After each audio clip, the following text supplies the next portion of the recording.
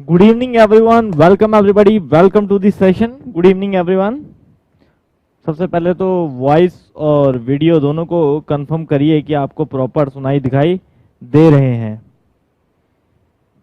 चलिए मैं यहाँ पे आपकी चैट भी ऑन कर देता हूँ. Very good. चलिए गुड इवनिंग एवरीवन, कैसे हैं आप सभी लोग? बड़े समय बाद कोई इवनिंग सेशन हम लोग कर रहे हैं आज, और उम्मीद करते हैं कि कुछ बेहतर हम लोगों को कंसेप्ट क्लियर होगा, कुछ हमारे काम आएगा आगे. ठीक है, समझने की कोशिश करेंगे, एंजॉय करने की कोशिश करेंगे. मतलब ऐसा कुछ प्लान नहीं है कि क्या समझेंगे हम इसमें, बस कोशिश करेंगे कि सारे के सारे कंसेप्ट हम समझें, अच्छे से हमारे समझ में आए कि जो भी हम पढ़ने जा रहे हैं. ठीक, तो टॉपिक को बहुत ईजी वे में, लेकिन हाँ ये है कि टॉपिक में बहुत कुछ पढ़ा जा सकता है, लेकिन कोशिश करूंगा कि बिल्कुल टू द पॉइंट एग्जाम के ऊपर ही हम कंसंट्रेट करके चलेंगे, इधर उधर दाएं बाएं नहीं जाएंगे. ठीक है, चलिए उसके बाद आने वाले समय में फिर इसके ऑब्जेक्टिव्स भी हम लोग ले लेंगे, जहां से आप लोगों को ये टॉपिक ऑटोमेटिकली पूरा पूरा क्लियर हो जाएगा. चलिए स्टार्ट करें फिर. तो आज का हमारा टॉपिक है बच्चों, तो मैंने जैसे कहा कि ये कोर्स की पेड क्लास है, मतलब ये कोर्स की ही क्लास है, पोर्टल और ऐप की ही क्लास है. बस YouTube में इसलिए ले रहा हूँ कि काफी लंबे समय से YouTube में कोई पेड सेशन नहीं हुआ है, इसीलिए. ठीक है, तो ये इसी में रहने वाला है. बस ये है कि आप लोग पूरा एंजॉय करें. चलिए तो let's start with riveted joint. Riveted joint, तो मैं ये तो नहीं कहता कि बहुत भर भर के इससे क्वेश्चन आते हैं, लेकिन हाँ ये है कि एक क्वेश्चन हमें हमेशा देखने को मिल जाता है.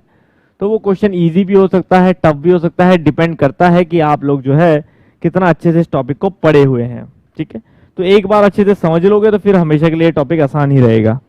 क्लियर है? चलिए वेलकम एवरीवन, जितने भी सेशन में अभी ज्वाइन हो रहे हैं, और प्लीज सभी ग्रुप्स वगैरह में, अपने जानने वाले ग्रुप्स वगैरह में शेयर कर दीजिएगा बच्चों सेशन को, सो दैट कि सभी लोग इस सेशन का आनंद उठा पाए. ठीक है, लेट्स स्टार्ट. तो रिवेटेड जॉइंट, हमें पता है बच्चों ज्वाइंट की जब हम बात करते हैं तो जनरली हम लोगों के पास मेटेलिक जॉइंट्स ही मेन हम देखने को मिलता है हमें, कि हाँ हमें कोई मेटल ज्वाइन करने हैं, but it can be metals, it can be anything else also. ठीक है, लेकिन हम एज अ मैकेनिकल इंजीनियरिंग में ज्यादातर हमारे जो देखने को मिलते हैं वो हमें मेटल की कैटेगरी में ज्यादा देखने को मिलता है, तो इसलिए हम लोग मेटल की बात करते हैं. ठीक है, तो जब हम यहाँ पे मेटेलिक जॉइंट्स और मैकेनिकल जॉइंट्स जनरली हम लोग बोलते हैं, तो वी नो दैट कि मैकेनिकल जॉइंट्स की जब भी बात होती है, मैकेनिकल जॉइंट्स में उनको बोल रहा हूँ बच्चों, ऑब्वियस सी बात है, जो भी जॉइंट आप लगा रहे हो, कोई भी जॉइंट क्यों लगाया जाता है? इसलिए लगाया जाता है कि कभी भी अगर कोई फोर्स लगेगा तो वो जॉइंट जो है उस फोर्स को झेल लेगा, है ना. इसलिए कोई जॉइंट क्रिएट किया जाता है ताकि वो अगेंस्ट लगने वाले फोर्स को बियर कर ले. ठीक है, इसीलिए जॉइंट जो है वो लगाया जाता है. तो कोई भी जॉइंट हम लगा रहे हैं तो जनरली फोर्स के अगेंस्ट लगा रहे हैं, इसलिए उसे मैकेनिकल जॉइंट्स बोलते हैं. तो मैकेनिकल जॉइंट भी जनरली जो है वो दो टाइप के होते हैं, परमानेंट और नॉन परमानेंट. ठीक है, टेम्पररी और परमानेंट भी बोल सकते हो, और परमानेंट और नॉन परमानेंट भी बोल सकते हो. परमानेंट जॉइंट और टेम्पररी और नॉन परमानेंट जॉइंट.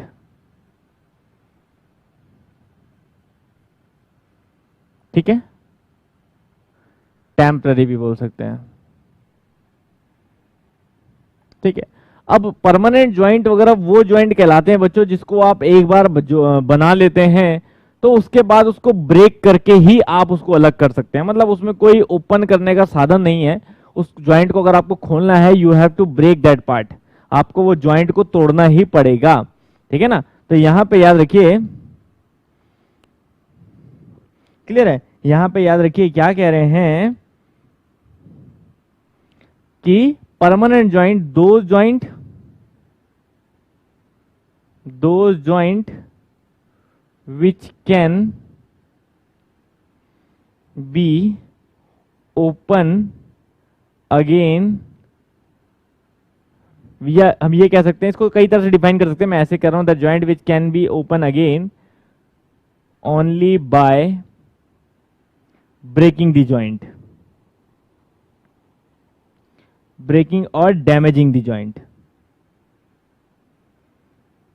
ठीक है, कई जगह डेफिनेशन ऐसा भी लिखा होता है कि परमानेंट जॉइंट वो जॉइंट होता है जिसको आप बिना ब्रेक करे ओपन नहीं कर सकते, है ना, ये भी कह सकते हैं. तो हमने बोल दिया कि दो joint which can be open again by only by breaking और डैमेजिंग दी जॉइंट. ठीक है, और टेम्पररी में क्या है, in this those joint which can be open और disassembled भी कह सकते हो, open again only, open again without damaging the joint, damaging the joint, बिना ज्वाइंट को डैमेज करे हम ओपन कर सकते हैं। तो जैसे हम लोग कहते हैं, एग्जांपल इसका आ जाता है सबसे famous, that is called fasteners, है ना, नट एंड बोल्ट जो आपके होते हैं, उसको आप बिना तोड़े जो है वो ज्वाइंट को ओपन कर सकते हो। तो इसलिए जो भी चीज डिसम्बल्ड वाली होती है, रीअसेंबल्ड वाली होती है, उसमें हम नट एंड बोल्ट्स यूज करते हैं, नट बोल्ट पिंस, इस टाइप की चीजें, ठीक है ना, समझ आ रही बात। लेकिन जहां पे हम परमानेंट की बात करते हैं तो we have a two most important joints, एक है रिवेटेड ज्वाइंट्स, रिवेटेड ज्वाइंट्स, और दूसरा है हमारा that is called welded joints. ये दोनों हमारी इस कैटेगरी में आ जाते हैं जहां पे हम ये कह सकते हैं कि रिवेटेड और वेल्डेड जो है दोनों ही परमानेंट ज्वाइंट हैं। आपको रिवेट और वेल्ड करने के बाद अगर उस ज्वाइंट को खोलना है तो आपको रिवेट को तोड़ना ही पड़ेगा, और ऐसे ही वेल्ड को भी, ज्वाइंट को आपको वेल्ड को तोड़ना पड़ेगा। क्लियर है, बिना उसके ये नहीं हो सकता पॉसिबल कि आप उसको ओपन कर लें। क्लियर है, सीधी सी बात है। तो ये परमानेंट की कैटेगरी में आते हैं। तो उसीलिए आपके कोर्स वर्क में यही दो इंपॉर्टेंट पार्ट आते हैं, रिवेटेड ज्वाइंट और वेल्डेड ज्वाइंट को लेके, ठीक है, ठीक है ना। फास्टनर्स वगैरह में तो आप वो पावर स्क्रूज ही पढ़ लेते हैं, बस वही बहुत है। लेकिन यहाँ पे आपके दोनों आपके कोर्स वर्क में आते हैं, जिसमें सबसे ज्यादा क्वेश्चन अगर इन दोनों में बोले तो फिर वो रिवेटेड ज्वाइंट में ही आपसे पूछे जाते हैं। इसीलिए हम लोग रिवेटेड ज्वाइंट को यहाँ पे पढ़ने जा रहे हैं। क्लियर है, क्लियर है। कपलिंग परमानेंट कैसे है? कपलिंग, कपलिंग बच्चों डिपेंड करता है ना कपलिंग किस तरह की है। अगर आप की जो है, देखिए की इंसर्ट कर रहे हैं आप कपलिंग में, ठीक है ना, तो आप जरूरी नहीं है कि की को ब्रेक करके ही निकालते हैं, की को आप ओपन करके भी निकाल सकते हैं। ऐसे ही कपलिंग, अगर आपकी फ्लैंज कपलिंग है तो फ्लैंज कपलिंग आप में नट बोल्ट यूज कर रहे हो, उसको आप ओपन भी कर सकते हो बहुत इजीली। तो कपलिंग को हमेशा परमानेंट नहीं कहते हैं, ये डिपेंड करता है कि कपलिंग किस तरह की है, ठीक है, कौन सी कपलिंग की बात हो रही है। बट क्या होता है ना, किसी एक शाफ्ट के लिए एक तरह की ही कपलिंग यूज होती है, मतलब आप की जो शाफ्ट में बनाओगे वो एक तरह की शाफ्ट के लिए बनाओगे, तो इसलिए कई बार उसे परमानेंट हम कैटेगरी में रख लेते हैं, क्योंकि वो पर्टिकुलरली स्पेशली डिजाइन होती है, ठीक है ना। तो अब हम बात कर रहे हैं रिवेटेड ज्वाइंट की बच्चों। क्लियर है, समझ आ रही बात?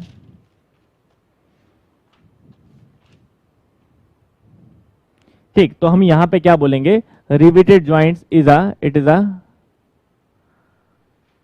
permanent joint,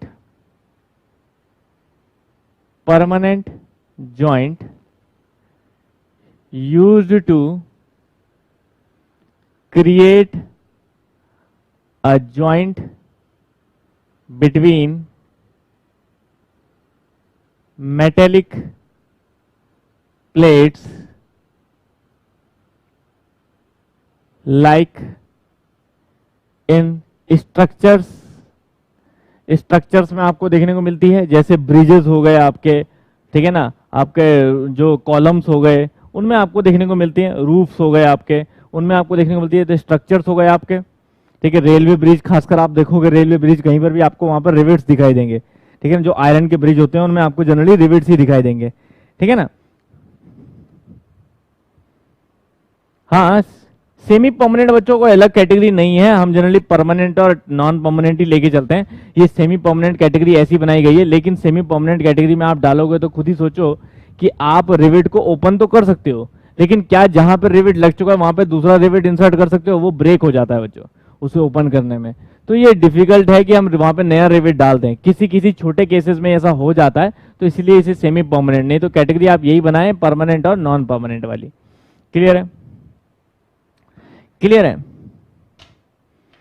हाँ, तो यहां पे क्या है, it is a permanent joint used to create a joint between metallic plates like in structures, structures में रेलवे ब्रिज वगैरह कुछ भी डाल सकते हैं, बॉयलर्स, टैंक्स, वाटर टैंक्स वगैरह जो होते हैं हमारे, ठीक है ना, बॉयलर्स हो गए, वाटर टैंक्स हो गए, इन सभी में आपको रिवेट्स जो है वो देखने को मिलते हैं, वाटर टैंक्स एटसेट्रा। ठीक है, बाय, अब ये ज्वाइंट कैसे क्रिएट हो रहा है, बाय इंसर्टिंग अ मेटेलिक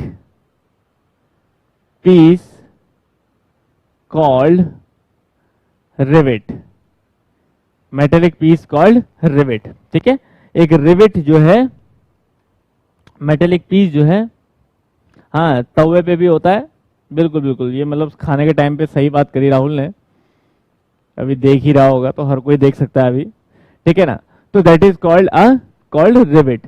ठीक, अब रिवेट क्या है, तो रिवेट की अगर हम बात करते हैं तो रिवेट एक इस तरह का आपको देखने को मिलता है, एक ऐसा मेटेलिक पीस जो कुछ इस तरह की फॉर्म में होता है, जिसका एक हेड होता है, एक शैंक होता है और एक टेल होती है, कुछ इस तरह का हमें देखने को मिलता है, जिसको हम रिवेट बोलते हैं। तो इट हैज हेड, इसको हम रिवेट हेड बोलते हैं, इसको ऐसे बोल दो आप, ज्यादा अच्छा है। इसको हम हेड बोलते हैं, हेड ऑफ अ रिवेट, यहां से यहां तक का जो है इसको हम शैंक ऑफ अ रिवेट बोलते हैं, और इससे नीचे तक का जो है वो टेल ऑफ अ रिवेट कहलाता है।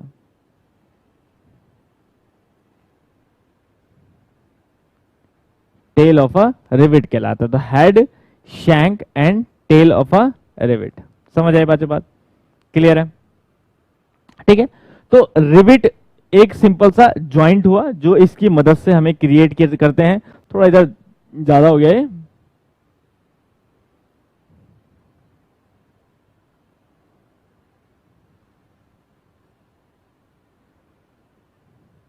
ठीक है, समझ तो गए ना, ऐसी कोई बात नहीं है कि समझ ना आया हो, क्लियर है? नाउ अब याद रखिए, तो इस रिवेट को जब हम किसी प्लेट में अटैच करते तो उस प्रोसेस को रिवेटिंग बोलते हैं। ठीक है, तो उस प्रोसेस को रिवेटिंग बोलते हैं। तो रिवेटिंग क्या प्रोसेस होती है, तो रिवेटिंग प्रोसेस ये कहलाएगी कि प्लेट में आपने पंच किया, और अगर बड़ा ड्रिल है तो ड्रिल किया, पंच किया, ड्रिल किया, देन रिवेट, ये रिवेट जो है ये आपने इंसर्ट किया। समझ आ रही बात? हाँ कोई बात नहीं, जो पुराने वीडियो देखे, देखो पढ़ाई अपने हिसाब से मैनेज करो बच्चों, उसमें कोई दिक्कत नहीं है। रेलवे के ब्रिज डिपार्टमेंट में काम करता है पंकज, तो बिल्कुल बढ़िया है। हाँ बहुत एग्जाम्पल्स हैं यार इसके, तो कोई वही नहीं है, मतलब दुनिया ढेरों एग्जाम्पल्स हैं, ठीक है ना। ठीक, तो यहां पे हम क्या बोल रहे हैं कि आपका रिवेट जो है वो ये सिंपल सा पीस रिवेट कहलाता है, और इस प्रोसेस को जो हम बोलते हैं वो रिवेटिंग बोलते हैं। ठीक है ना, दैट प्रोसेस कॉल्ड रिवेटिंग, जिसमें हम क्या करते हैं, हम ये बोलते हैं the process, the operation in which two plates are joined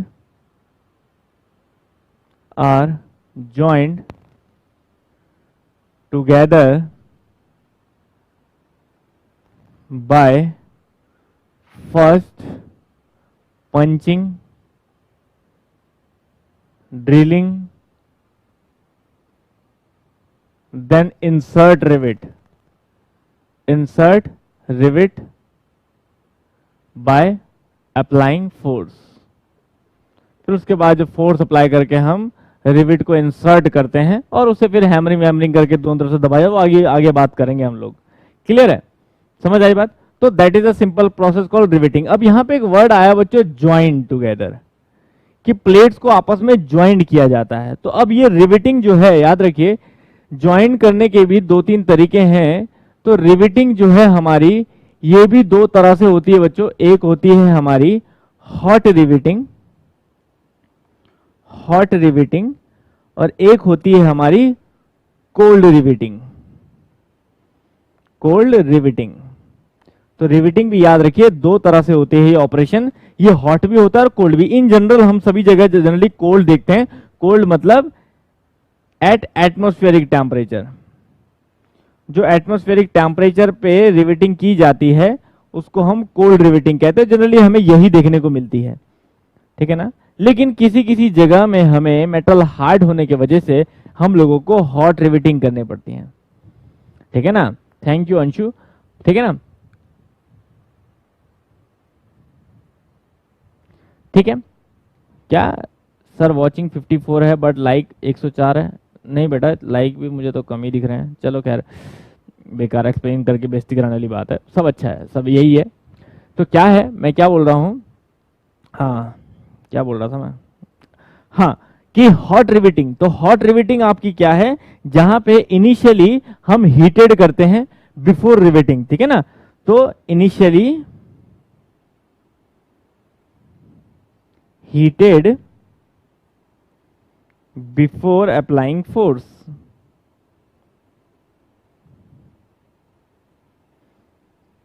ठीक है। तो ये जनरली हमें दोनों टाइप की रिवेटिंग देखने को मिलती है, hot riveting and cold riveting. Clear है, समझ के बाद। अब रिवेटिंग जब भी की जाती है बच्चों, तो याद रखिए रिवेटिंग करने के लिए हम दोनों तरह से यूज करते हैं। मतलब आपका जब आप किसी प्लेट में रिवेटिंग करेंगे, मान लीजिए आपकी कोई भी प्लेट यहां लगी हुई है, तो मान लेते हैं, हम इसको कलर से दिखाता हूं मैं अलग अलग। तो मान लेते हैं बच्चों, मैं अभी पढ़ा रहा हूं तो अभी मैं कमेंट पे बहुत ज्यादा ध्यान नहीं दे रहा हूं आपके, क्योंकि फिर टॉपिक का लय पकड़ना स्टार्टिंग में जरूरी है। फिर भले ही आपकी बातें मैं सुनता रहूंगा, लेकिन स्टार्टिंग में जो बहुत जरूरी हो जाता है वो होता है बातें समझना, ठीक है। तो मान लीजिए ये आपकी प्लेट है, दिस इज द प्लेट जो आप ज्वाइन कर रहे हैं, ठीक है। ये कोई दो प्लेट हैं जिनको आप ज्वाइन कर रहे हैं आपस में, ठीक है ना। मान लेते हैं इनको दो प्लेटें, मान लेते हैं प्लेट का कोई पार्ट मान लेते हैं हम, कि मान लीजिए दो प्लेटें हैं आपस में ज्वाइन कर रहे हैं आप इन्हें। तो अब याद रखिए जब ज्वाइन करते हैं तो इसके दोनों तरफ हम क्या अप्लाई करते हैं, एक तरफ हम डाई लगाते हैं। तो मान लीजिए नीचे की साइड जो है वो हमने एक डाई लगाया है कुछ इस तरह से,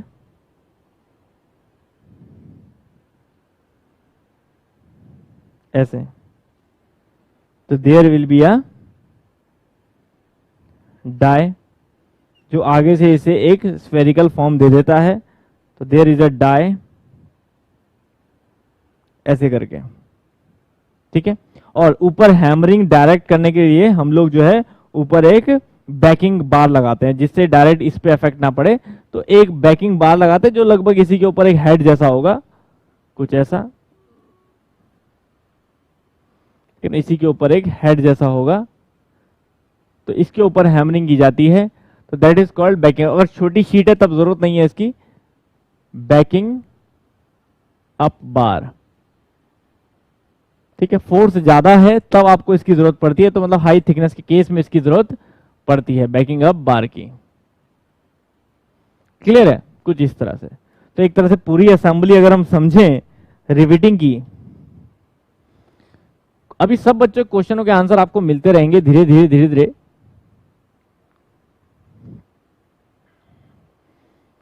चलिए, सब बच्चे अलग अलग इंफॉर्मेशन दे रहे हैं। प्रतीक HAL में था, सर में HAL में था, वहां एयरक्राफ्ट के लिए भी रिवेटिंग करते हैं। बहुत एग्जांपल्स है बच्चों, ढेरों एग्जांपल्स हैं। अब आधे से ज्यादा बच्चे हमारे इतने मैच्योर्ड हैं, अलग अलग डिपार्टमेंट्स में हैं, तो दे ऑलरेडी नो कि रिवेटिंग्स कहाँ कहाँ की जाती है। तो कई बार वो हमारी थ्योरेटिकल नॉलेज के ऊपर भी अपनी प्रैक्टिकल नॉलेज रखते हैं, ठीक है ना। समझ आ रही बात? तो वेरी गुड, बहुत अच्छा है, बहुत खुशी होती है। नाउ अब यहाँ पे हमने सिंपल सी बात करी, ये एक सिंपल सी असेंबली है। तो जितना भी देखो थ्योरेटिकली जो पढ़ाया जाता है वो ऑब्जेक्टिव्स के हिसाब से पढ़ाया जाता है, तो आप प्रैक्टिकली उसमें कंफ्यूज ना हो, प्रैक्टिकली चीजें काफी डिफरेंट हो जाती हैं, ठीक है। तो उसमें कंफ्यूज मत होना बस। तो riveting there is a hot cold, और हमने बोला एक सिंपल सा अरेंजमेंट। नाउ अब जब हम बात कर रहे थे ज्वाइंट की बच्चों, तो ज्वाइंट भी यहाँ पे दो तरह के मेनली हमें देखने को मिलते हैं। क्या क्या? Lap joint and but joint. तो आइए इसकी बात करते हैं।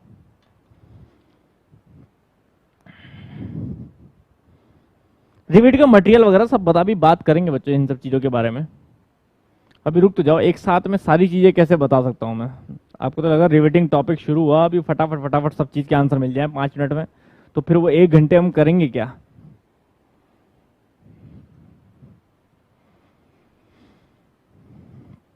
धीरे धीरे खुलने दो मामला, ठीक है।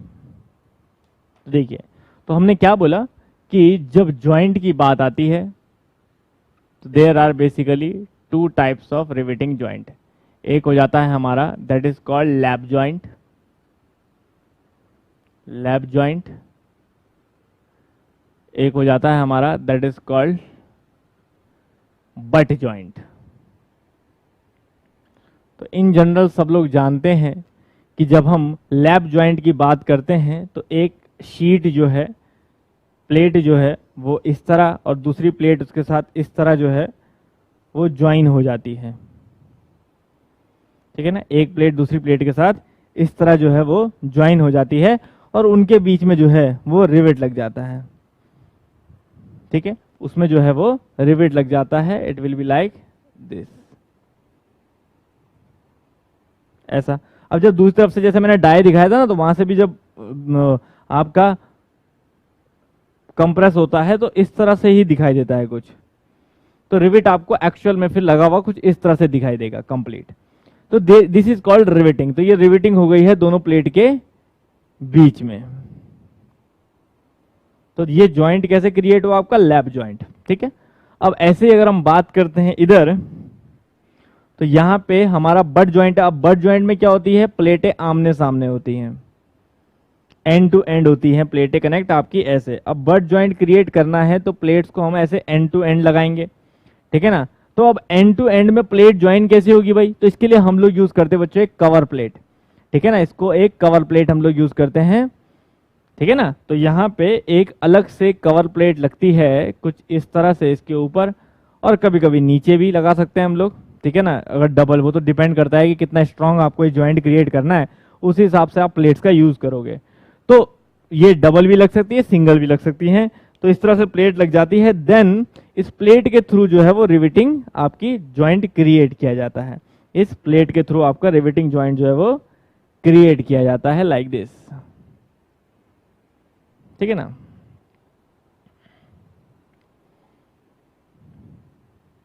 कुछ ऐसा। तो ये आपकी रिवेटिंग यहाँ पे बट ज्वाइंट की हो जाती है। तो एक बेसिक भाषा में समझें तो इस तरह से आपका लैप और बट ज्वाइंट क्रिएट होता है। अब इस पे भी थोड़ा और डिटेल में आ जाए, ठीक है ना, ठीक है।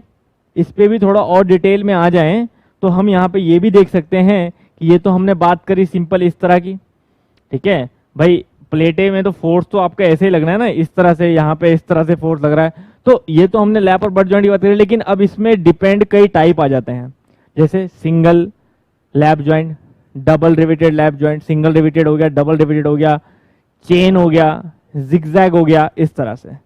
तो यहाँ पे हम बात करते हैं दैट इज, जैसे हमने सिंगल की बात करी, ये हुआ सिंगल रिवेटेड। अब आप इस पे डबल रिवेटेड लगा दोगे तो मैं इसका टॉप व्यू आपको दिखाऊं तो ज्यादा बेटर आपको शायद समझ में आएगा, ठीक है ना, क्योंकि साइड व्यू तो यही दिखेगा आपको। एक प्लेट ये और एक प्लेट ये लगी है, ठीक है। बस रिवेट दो लग जाएंगे,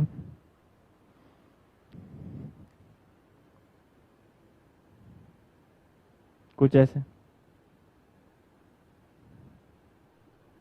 रिवेट दो, ये हो गया सिंगल रिवेटेड लैप जॉइंट, ये हो गया double riveted lap joint. Single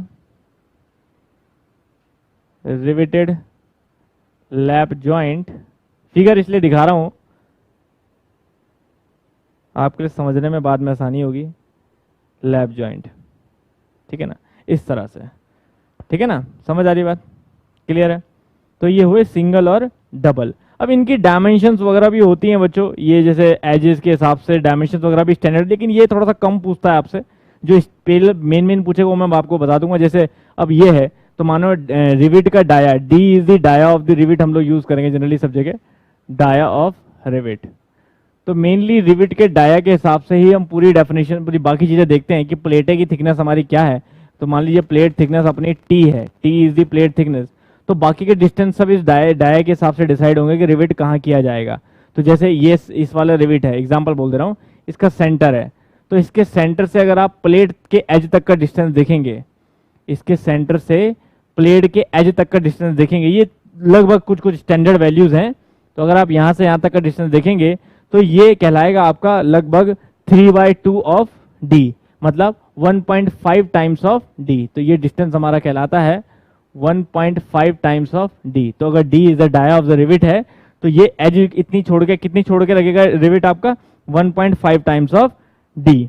clear है, समझ आ गई बात, समझ आ रही बात, कुछ इस तरह से। सेम ये भी ऐसी होगा, अगर D is the dia of the rivet है तो ये जो प्लेट है आपकी, ये जो प्लेट है आपकी, इससे रिविट कितना दूरी पे होगा, तो हम यहां से यही बोलेंगे इसके सेंटर से ये प्लेट तक का जो एज डिस्टेंस है that is 1.5 times of D. और जब हम डबल रिविट यूज कर रहे हैं तो डबल रिविट में जो है, ठीक है, डबल रिविट में जो है वो हमारा दोनों रिविट के बीच का डिस्टेंस कितना लगभग हम लोग लेते हैं, that is 3 times of dia of the rivet.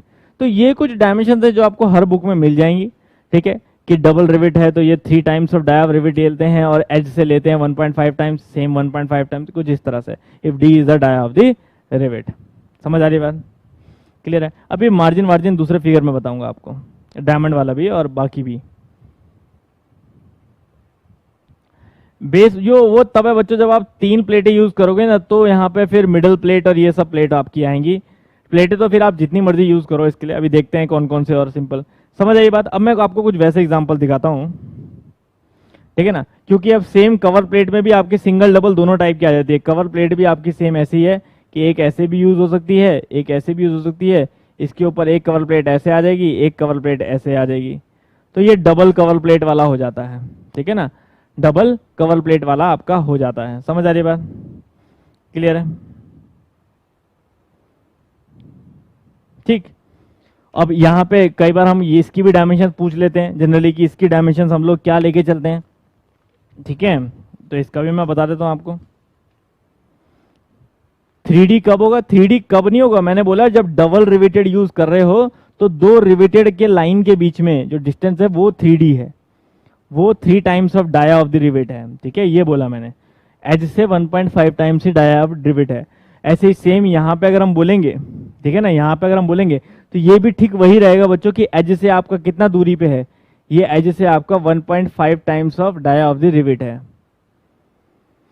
ठीक है। अब इसमें जनरली कवर प्लेट के केस में पूछ लेता है आपसे कि अगर T is the thickness of the plate है तो बताइए कवर प्लेट कितनी थिकनेस की आपको यूज करनी होती है, ये आपसे पूछ सकता है। अभी तक पूछा तो नहीं है किसी पेपर में, लेकिन पूछ सकता है, ठीक है ना, कि अगर T thickness of the plate है तो कवर प्लेट जो आपकी होगी, this is called cover plate, तो ये जो कवर प्लेट आपकी होगी ये कितनी डिस्टेंस की, इसको ये कितनी थिकनेस की होगी, तो दैट इज कॉल्ड लगभग ये 9/8 ऑफ टी कहलाता है।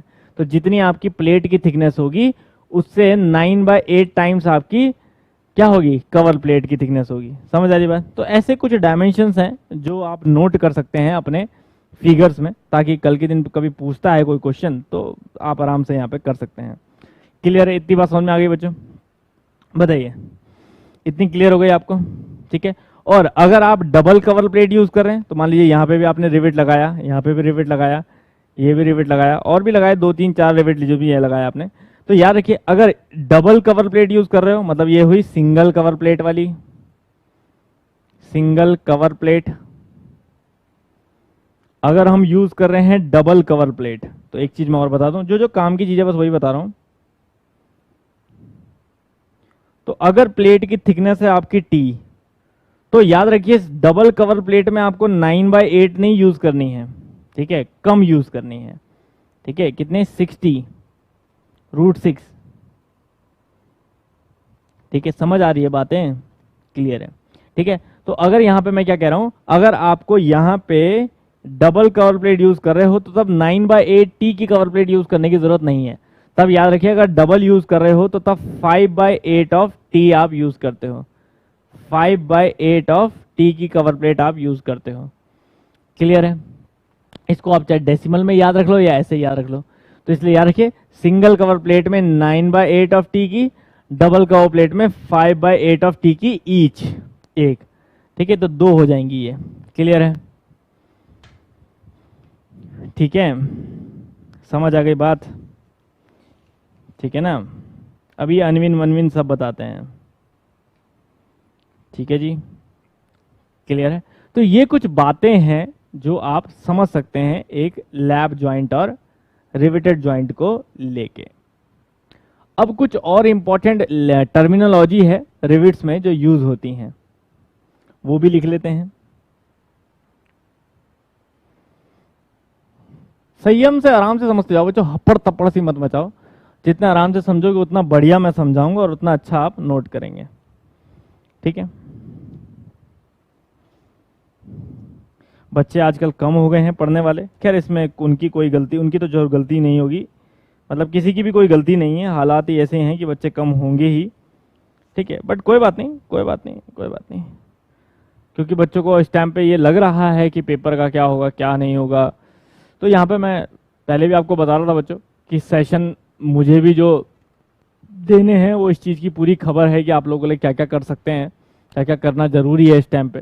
तो बस बने रहें, अब तो जब चीज़ें होंगी तभी पता चलेंगी। HPCL के लिए बच्चों अभी क्या बोलूँ मैं, HPCL के लिए क्या बोलें, HPCL की जो प्रिपरेशन कर रहे हैं वो कंटिन्यूशन करते रहें जो बीटेक लेवल पे कर रहे हैं, ठीक है ना। बाकी उसका सिलेबस जो है वो आपका वास्ट है, PSUs के पेपर ज़रूरी हैं सॉल्व करने, ठीक है। और कैलकुलेशन जो है वो बहुत ज़्यादा नहीं आती है, ठीक ठाक आ जाती है, मतलब जो बेसिक सी कैलकुलेशन है वो फॉर्मूला बेस्ड ही आती है, ठीक है। ये चीज़ें हैं बेसिक बेसिक जो है इसकी बातें हैं, ठीक है, ठीक है, वेरी गुड। चलो, तो अब यहाँ पे मैं क्या कह रहा था, अब एक बेसिक से डायमेंशंस को आप समझिए, बेसिक टर्मिनोलॉजी आपकी क्या क्या यूज होती है रिविट्स में, उस पर हम आ जाते हैं पहले,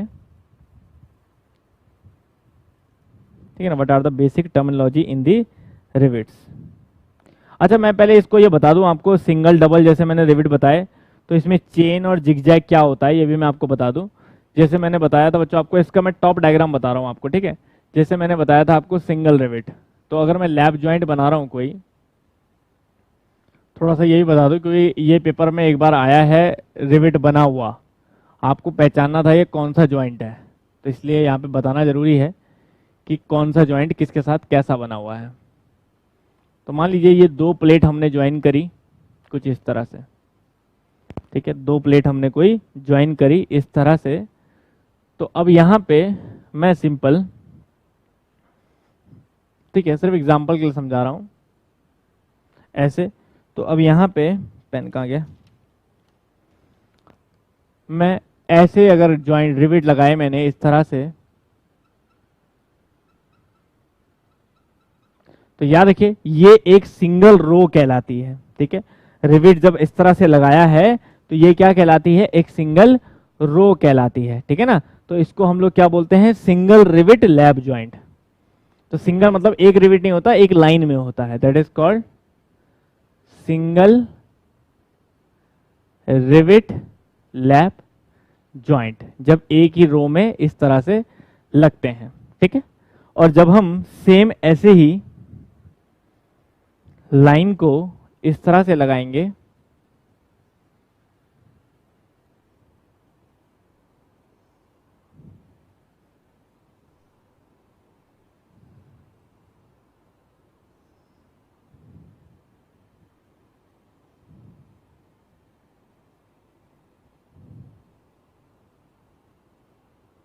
ठीक है, ऐसे, तो ये हो जाता है हमारा कुछ इस तरह से, इस तरह से, इस तरह से, इस तरह से, ऐसे, ऐसे, ऐसे, ऐसे, that is called double rivet lap joint.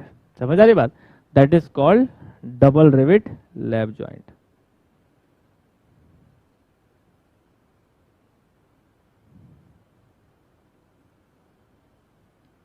ठीक है ना, ये कहलाता है डबल रिविट लैप ज्वाइंट, ठीक है। अरे कमेंट दिखने बंद हो गए हैं, एक सेकेंड।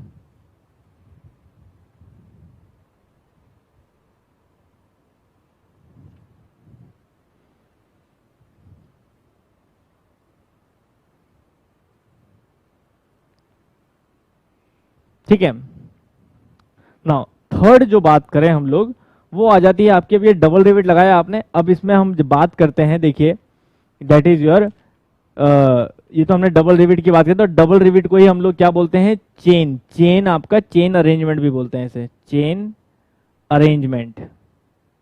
अब इसी में जब मैं आगे पीछे लेता हूं तो वो जिगजैग मैनर बन जाता है कुछ इस तरह से, ठीक है। तो फिगर बस एक बार देख लोगे तो क्लियर रहेगा, ठीक है। थोड़ा मैं बनाने में समय चला जाता है, पिक्चर भी दिखा सकता था लेकिन पता नहीं क्यों मजा बनाने का ही आता है। कुछ ऐसे,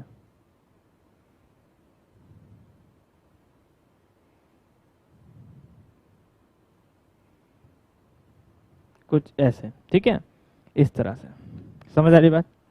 तो ये कुछ आपको ऐसे दिखाई देगा, तो that is in your zigzag manner. दिख रहा है ना, ऐसे इस तरह से zigzag zigzag zigzag, ऐसे ही कंटिन्यूस चलता है। तो that is called double riveted lap joint in a zigzag arrangement. तो है ये डबल रिवेटेड ही, लेकिन जिग जैग अरेंजमेंट में, डबल रिवेटेड लैप जॉइंट। तो ब्रिजेस वगैरह में आपको ये बहुत दिखाई देगा, ठीक है, इन अ जिगजैग अरेंजमेंट।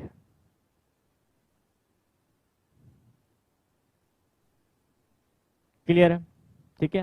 नाउ ये कुछ मैंने बेसिक सी बात बताई आपको। नाउ अब आ जाते हैं हम लोग बेसिक टर्मिनोलॉजी में। देखो बट जॉइंट में भी सेम यही चीज चलेगी, ठीक है ना, इसी तरह का क्लासिफिकेशन चलेगा, तो वहां पे करने की जरूरत नहीं है। बट इतना याद रखिएगा कि जब हम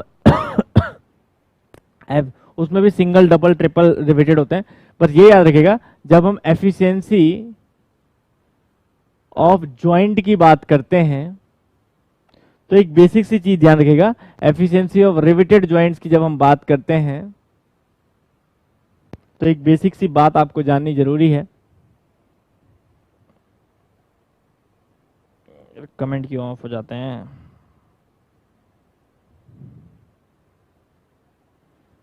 ठीक है, वो बेसिक सी बात क्या है कि जैसे जैसे हम सिंगल से डबल, डबल से जिगजैग तक चलेंगे ना, वैसे वैसे समझ लीजिए आपकी एफिशिएंसी जो है वो इंक्रीज होती रहेगी।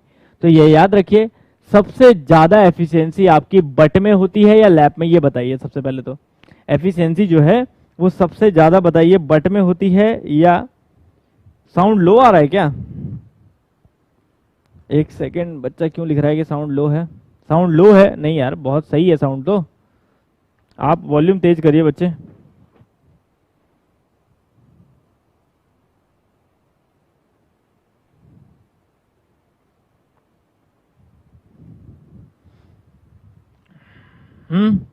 साउंड तो बिल्कुल ठीक है, यहाँ परफेक्ट है।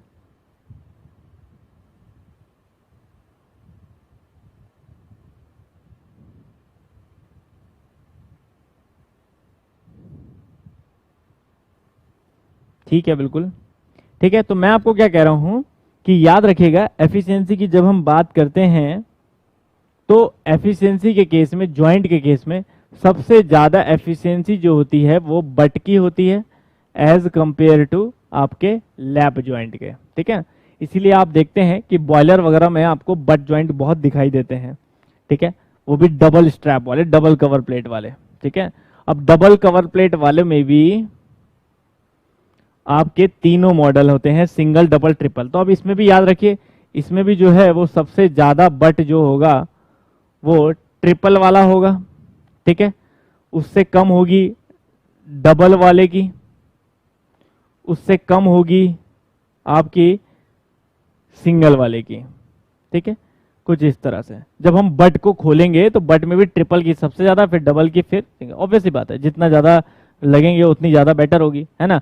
सेम ऐसे ही लैप की बात करें तो लैप में भी क्या है, आपकी सबसे ज्यादा होगी लैप ट्रिपल वाले की, उसके बाद होगी लैप आपकी डबल वाले की, उसके बाद आपकी उससे कम होगी आपकी सिंगल वाले की। तो वो तो खैर जितने ज्वाइंट बढ़ेंगे उस हिसाब से आपकी होगी। ये मतलब 88% तक होती है, ठीक है ना, ये 88% तक होती है, तो ये आपकी 70% तक होती है, ठीक है ना, ये आपकी 50% की रेंज में होती है।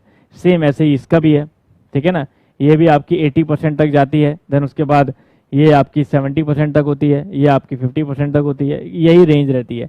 लेकिन अगर बोलेंगे कंपेयर, तो इसका अगर मैं ट्रिपल ले रहा हूं तो इसके ट्रिपल जो है बट की ज्यादा होगी, ठीक है, इसके ट्रिपल से उसकी ट्रिपल की ज्यादा हमें देखने को मिलती है। क्लियर है? समझ आ गई बात? ठीक है, डायमंड के भी अलग से लिखेंगे।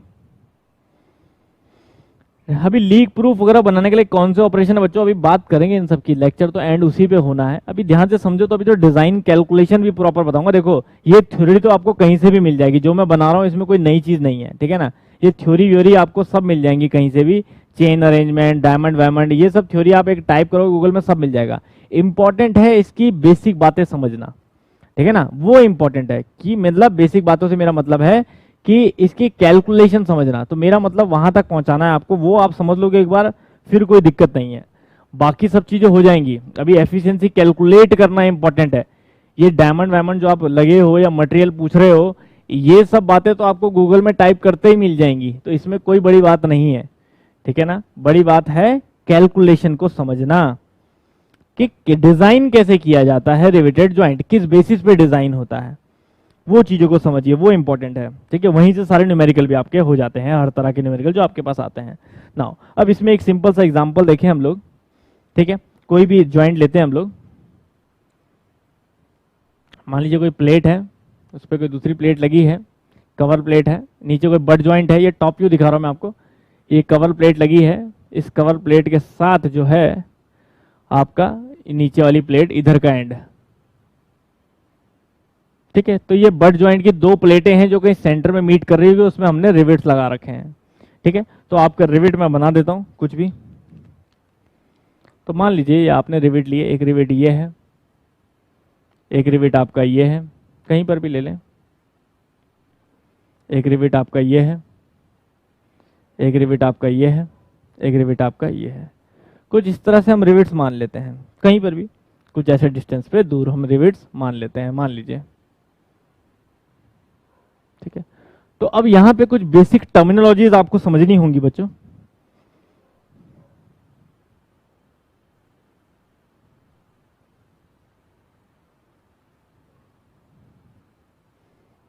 ठीक है। क्या क्या बेसिक टर्मिनोलॉजी हम लोग यूज करते हैं, ठीक है। अब देखिए, अब ऐसे अगर रिवेट के सेंटर को हम देखें, एक सेंटर ये है, एक सेंटर ये है, और अगर आगे मैं जोड़ दूं और सेंटर भी हो सकते हैं, मान लीजिए 3 का बनाना चाहता हूं तो 3 सेंटर वाला भी हो सकता है, ये ऐसे एक और रिवेट लगा है मान लीजिए 3। तो याद रखिए, इनको ज्वाइन करने, सेंटर टू सेंटर रिवेट को जो ज्वाइन करती हुई लाइन होती है, ठीक है, अलोंग द प्लेट्स, तो इसको हम गेज लाइन बोलते हैं, that is called your gauge line, ठीक है ना। जो रिवेट के सेंटर को ज्वाइन करते हुए लाइन जाती है उसको हम क्या बोलते हैं, गेज लाइन बोलते हैं, ये याद रखिएगा, that is called gauge line.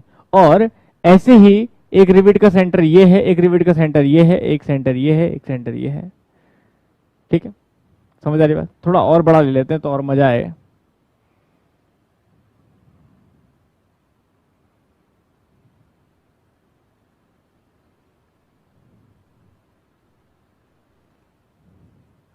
मान लीजिए प्लेट है, ठीक है। तो एक एक रिवेट और बना सकते हैं हम यहाँ पे,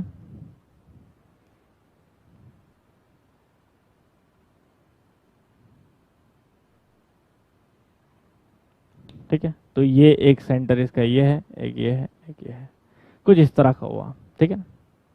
समझ आ रही बात ना, अब ध्यान से समझिएगा, ठीक है। क्या बोल रहा है कि यहां से ज्वाइन करने वाली ये क्या कहलाती है, आपकी गेज लाइन कहलाती है। अब ऐसे ही गेज लाइन और एक जो सेंटर से रिवेट जा रहे हैं, इसके बीच के डिस्टेंस को क्या बोलते हैं, that is called gauge distance. मतलब दो गेज लाइन, ये भी तो गेज लाइन ही हुई ना एक तरह से, इसके सेंटर सेंटर को मिलाऊं मैं तो ये भी गेज लाइन हुई, तो इस कॉरस्पॉन्डिंग गेज लाइन के बीच का जो डिस्टेंस है that is called your gauge distance, इसको बोलते हैं हम लोग गेज डिस्टेंस, ठीक है, that is called gauge distance. समझ आ रही बात, that is called gauge distance. अब देखिए, कोई भी एक रिवेट हम उठाएं और उसके अगला बगल वाला रिवेट उठाएं जो उसके कॉरस्पॉन्डिंग उसके जैसा ही हो, ऐसा नहीं कि ये और ये ले लिया, इसके जैसा उसी गेज लाइन में, ठीक है। तो सेम गेज लाइन में जो कॉरस्पॉन्डिंग रिवेट होगा उसके बीच के डिस्टेंस को हम पिच कहते हैं, ये बहुत इंपॉर्टेंट है, उसी के बीच के डिस्टेंस को हम पिच कहते हैं, पी, ठीक है। समझ आ रही बात, that is called pitch, P. तो बहुत बार ये पिच सिंपल पूछता है, that the distance between the two centres of the consecutive rivet in a single row. तो पिच की डेफिनेशन में मैं लिखना चाहूंगा, the distance between the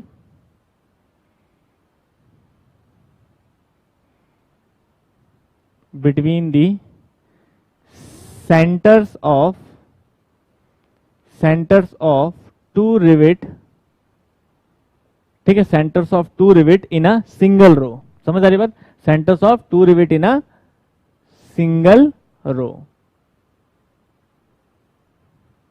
एक ही रो में, या एक ही गेज लाइन आप कह सकते हैं, ठीक है ना, उसको हम पिच कहते हैं यहाँ पे। समझ आ रही बात, ठीक है। अब देखिए, अब इसमें एक सिंपल सी बात आती है, अगर आप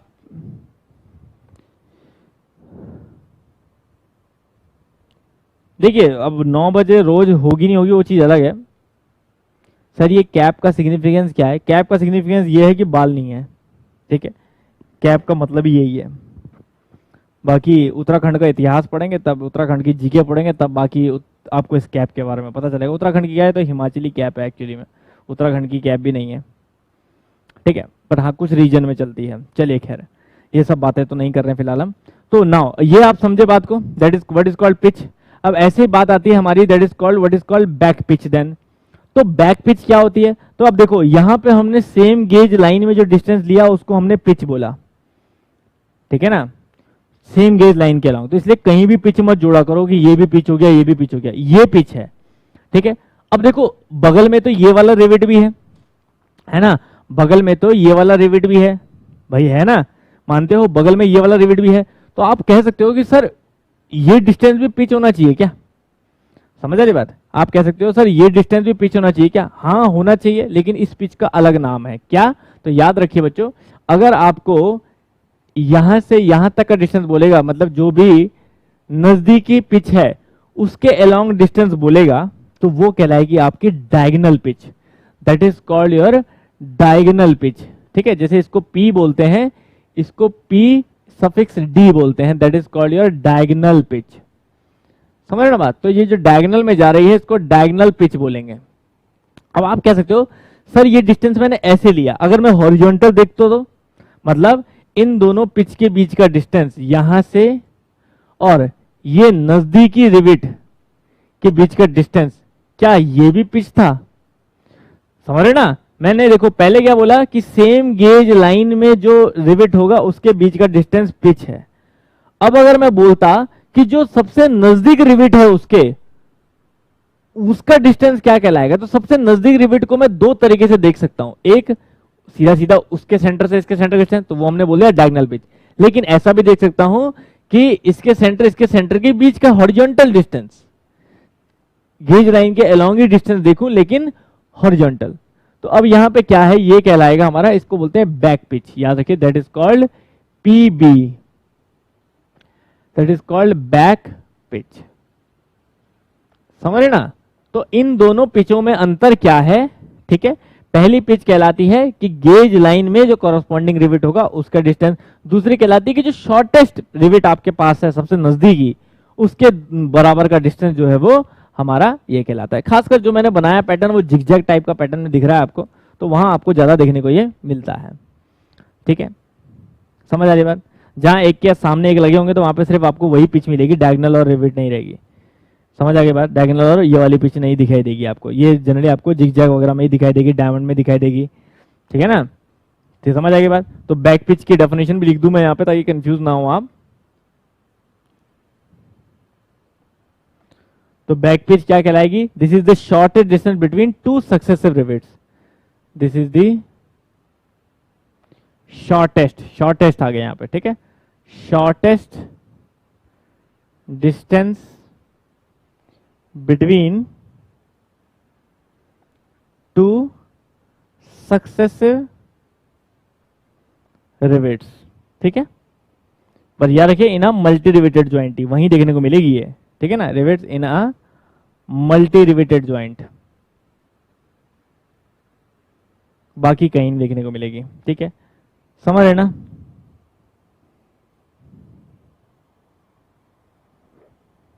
तो यूपीआरएल के नेक्स्ट वीडियो में, यूपीआरएल के कोर्स में तो शुरू हो गए हैं आज से वापस क्लासेस, वापस वीडियो शुरू हो गए हैं। आज ही हुई थी क्लास, ठीक है। जो लाइव हो रही है वो लाइव ही ले रहा हूं आपके साथ, ठीक है ना। तो अब आई थिंक आपको पिच के बीच के डिफरेंसेस समझ में आ गए होंगे कि जब हम P बोलेंगे तो वो क्या होगा, जब हम PB बोलेंगे तो वो क्या होगा, और जब हम PD बोलेंगे तो वो क्या होगा। समझ रहे ना? तो ये तीन चीजें आप समझ गए होंगे आई थिंक। बताइए कोई कंफ्यूजन है तो स्टिल बताइए, ठीक है। कोई कंफ्यूजन है तो बताएं बच्चों, ठीक है। समझ गए सब लोग? किसी को कोई कंफ्यूजन नहीं? चलिए ठीक है। तो अब देखिए, अब यहां से याद रखिए, कोई प्लेट से रिविट के बीच का डिस्टेंस क्या कहलाता है? जब प्लेट है, प्लेट से रिविट, प्लेट की एज से रिविट के बीच का distance, that is called edge distance. इसको हम एज डिस्टेंस कहते हैं, ठीक है ना। रिविट से प्लेट के बीच के डिस्टेंस को हम क्या कहते हैं? That is called edge distance. इसको हम एज डिस्टेंस कहते हैं। समझ आ रही बात? ठीक है। जिसको हम साइड में, अब यही डिस्टेंस साइड में मार्जिन भी कहलाता है, ठीक है ना। यही डिस्टेंस साइड में मार्जिन भी कहलाता है। मार्जिन क्या होता है? पेज में मार्जिन छोड़ के चलो, मतलब पेज का एज को छोड़ के चलो। तो सेम प्लेट की एज को कितना आप छोड़ के चले हैं, दैट इज कॉल्ड मार्जिन और मार्जिनल पिच, ठीक है ना। ऐसे ही सेम यहां पे मैं बोलूं, अब चाहे वो यहां पे दिखाओ आप या यहां पे दिखाओ, बात एक ही है कि इसके सेंटर से एज को कितना दूरी है आपकी, दैट इज कॉल्ड मार्जिन और मार्जिनल डिस्टेंस, ठीक है। समझ आ रही बात? किसकी डेफिनेशन कह रहे हो? डायगोनल पिच की। देखो उसके लिए लिखना पड़ेगा बच्चों, डायगोनल पिच की डेफिनेशन भी अगर लिखना चाहते हो आप लिख लो।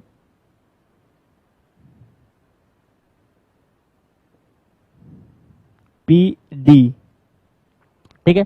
पी डी समझ आ रहा है ना? समझ आ रहा है बात? ठीक है। तो इसको लिखो आप, this is the distance between, this is the distance between, दिखाई दे रहा है? यहां तक कट तो नहीं रहा है? ठीक है ना।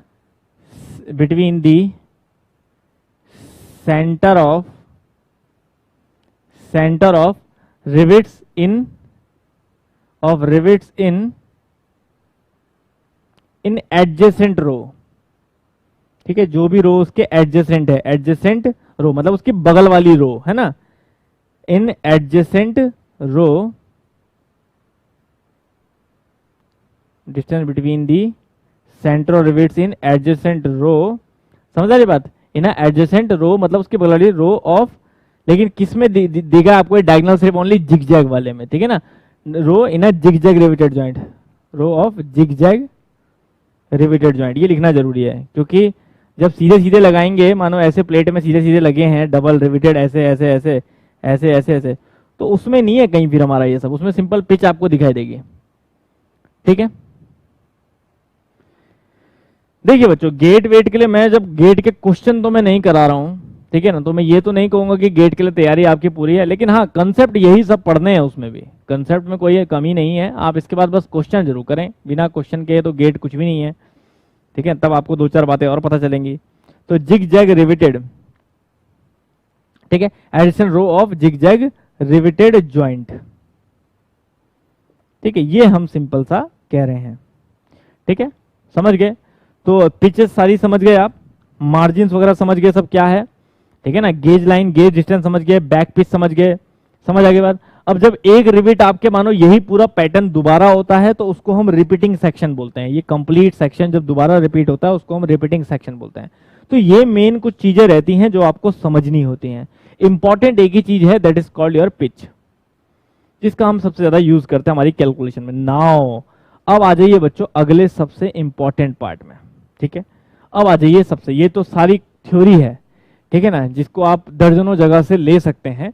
तो मैंने आपको ये जितनी जरूरी है उतनी थ्योरी बता दी, ठीक है ना। बाकी इंपॉर्टेंट जो है वो क्या है? इंपॉर्टेंट है आपके पास, देखो अब हम किसी भी और क्वेश्चन को बोले ना कि यार ये क्या होगा, यार वो क्या होगा, वो आप थ्योरेटिकल ऑब्जेक्टिव क्वेश्चन से भी कवर कर सकते हैं, लेकिन इंपॉर्टेंट है design of a riveted joint, ठीक है ना। तो डिजाइन के लिए जानना जरूरी है कि रिवेटेड जॉइंट फेल कैसे होता है। तो यहां पे सबसे जरूरी जो अगला पॉइंट पार्ट आता है वो है failure of a riveted joint. भाई फेल कैसे होते हैं ये पता होना जरूरी है, क्योंकि ये आपको पता होगा तभी आप पास होंगे। Failure of a riveted joint,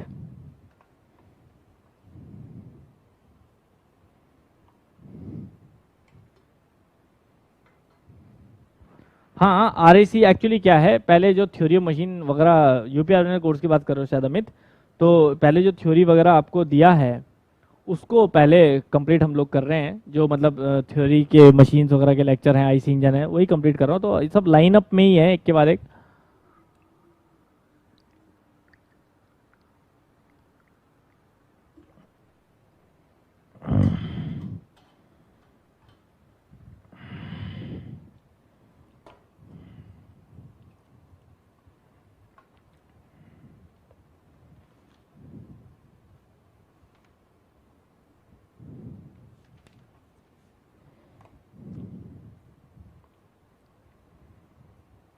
ठीक है।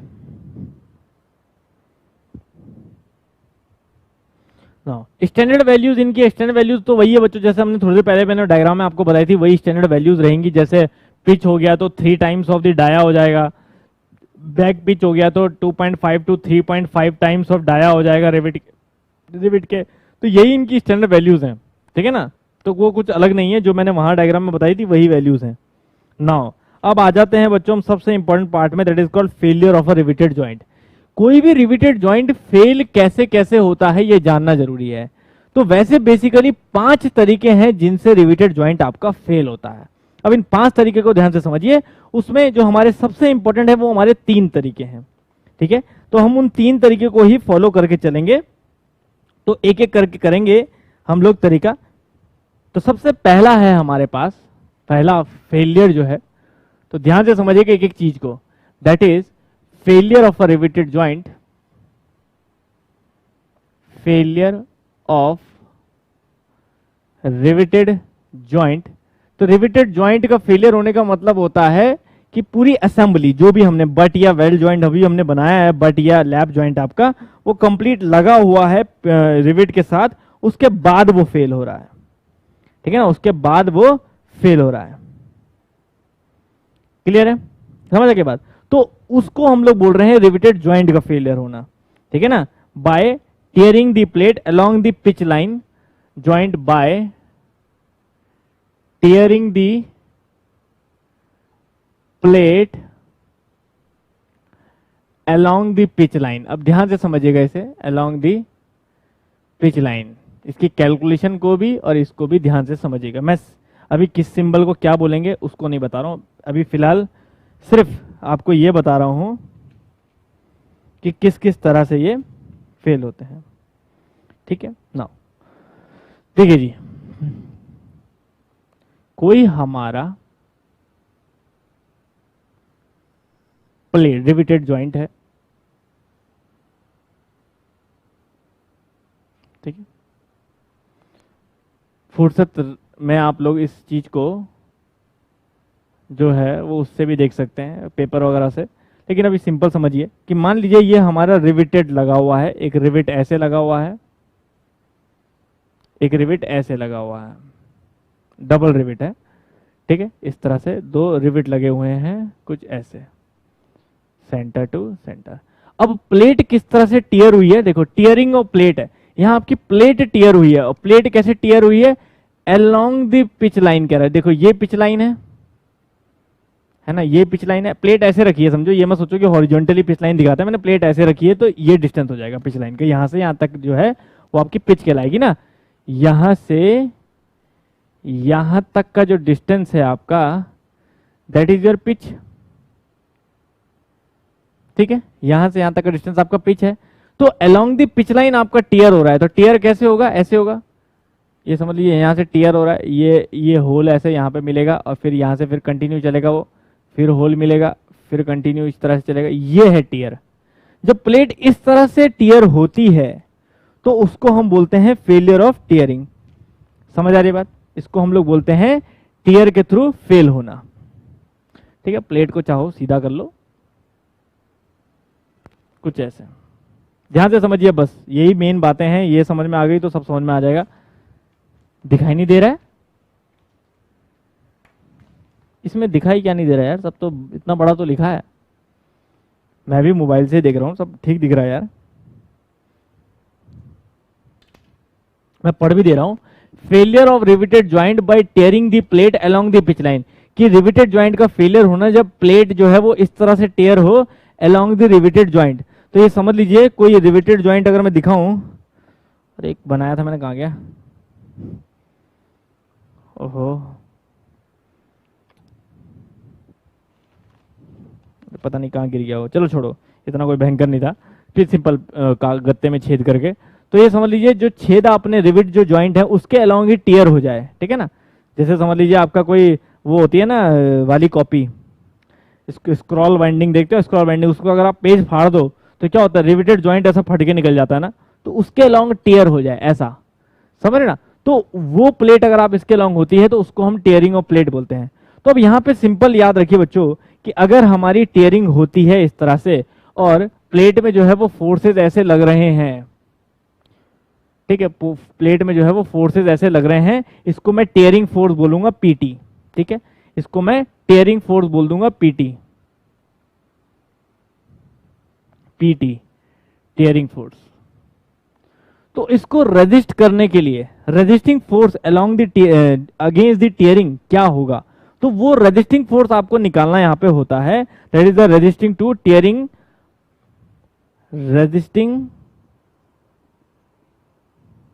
रेजिस्टेंस टू टीयरिंग पर पिच लेंथ।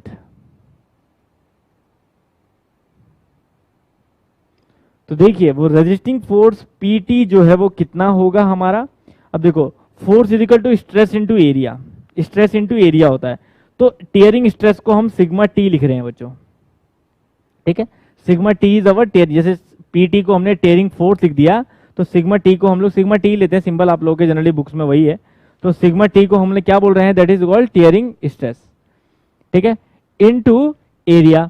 अब एरिया क्या होगा ये देखिए आप, अब एरिया ही मेन है यहाँ पे, एरिया क्या लेना होता है, देखो अब हमारी टीयरिंग जो हो रही है वो हो रही है इसके अलोंग, हम पिच के अलोंग देख रहे हैं, पर पिच लेंथ, देखो हमने लिखा है ना यहाँ पे पर पिच लेंथ, तो हम सिर्फ पिच लेंथ में देख रहे हैं, पूरी नहीं देख रहे हैं टीयरिंग, हम सिर्फ पिच लेंथ में देख रहे हैं कि पिच लेंथ में टीयरिंग कितनी हुई है।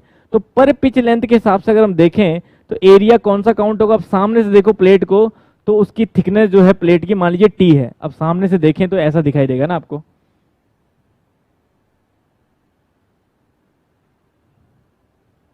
ऐसा फिगर 3D में बनाने की कोशिश कर रहा हूं सिर्फ आपको समझाने के लिए, ठीक है, देखो कुछ ऐसी प्लेट दिखाई देगी जब टीयर होगी वहां से, ठीक है ना, तो इसकी थिकनेस जो है वो टी है, ठीक है।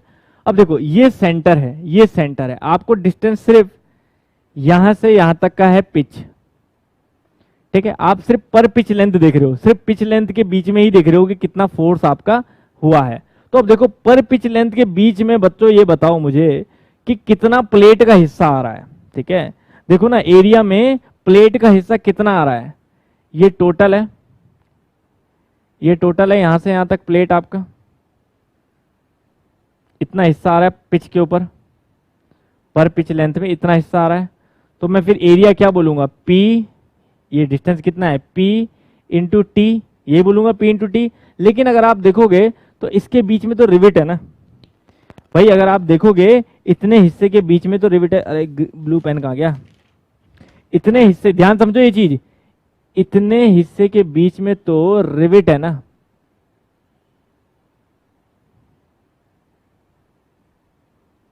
इतने हिस्से के बीच में तो रिविट आ गया, समझ रहे बात को, ये तो आपका इतने हिस्से के बीच में तो रिविट आ गया, ऐसे ही सेम रिविट यहां आ जाएगा, तो इतना हिस्सा तो रिविट से चले गया, इतना हिस्सा यहां भी रिविट से चले गया, तो अब देखो बचा क्या, अब देखो यहां से यहां तक था पिच पी, टी तो थिकनेस रहेगी रहेगी, लेकिन बचा सिर्फ बीच वाला हिस्सा ना, देखो बचा तो सिर्फ बीच वाला हिस्सा, तो जो स्ट्रेस लगेगा, जो रेजिस्टिंग फोर्स लगेगा वो सिर्फ बीच वाले हिस्से में लगेगा, भाई पिच में से सिर्फ बीच का हिस्सा बचा, क्योंकि इतने में तो रिविट्स है ना, तो रिविट पे तो हम देख ही नहीं रहे फेलियर, हम तो प्लेट पे देख रहे हैं, अभी टीयरिंग ऑफ प्लेट है हमारा, जब क्रशिंग ऑफ रिविट आएगा या शेयरिंग ऑफ रिविट आएगा तब रिविट के एरिया को लेंगे, समझ रहे बात को।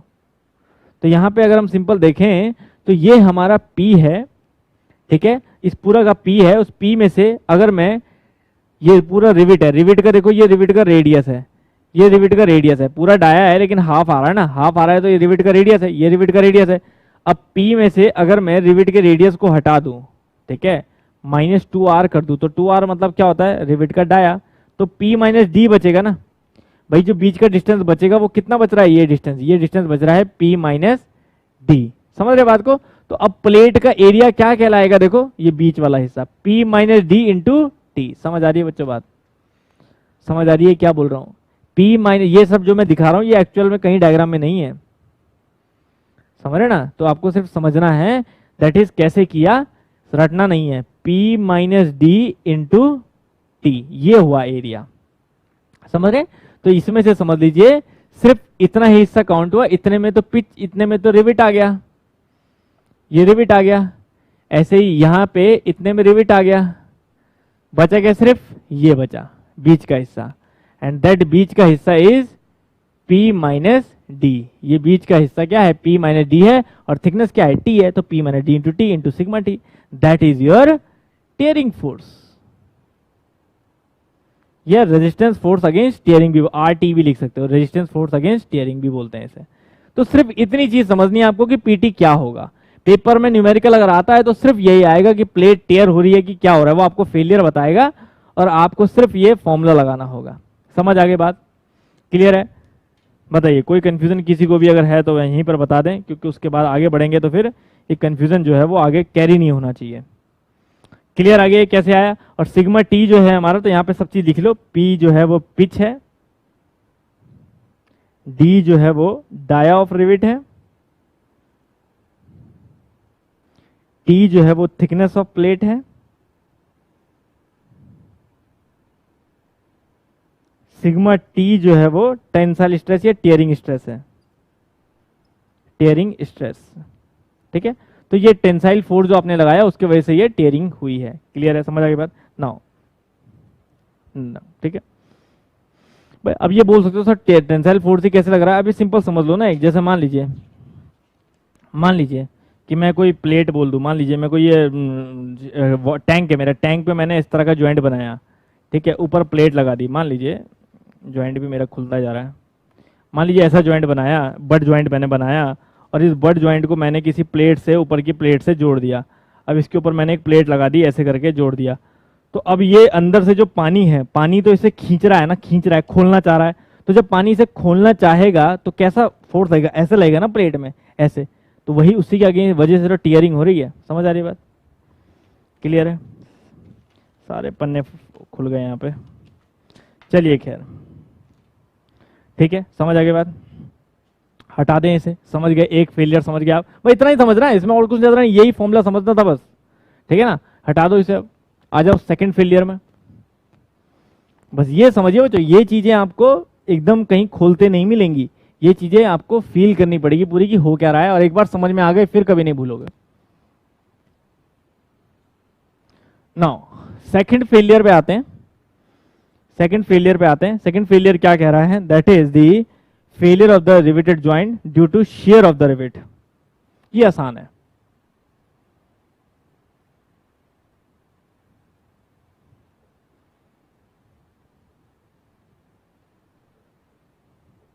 Due to failure of rivet, ठीक है, फेलियर ऑफ रिवेट। समझ आ रही बात? बोर हो जाओगे तो बता देना भैया।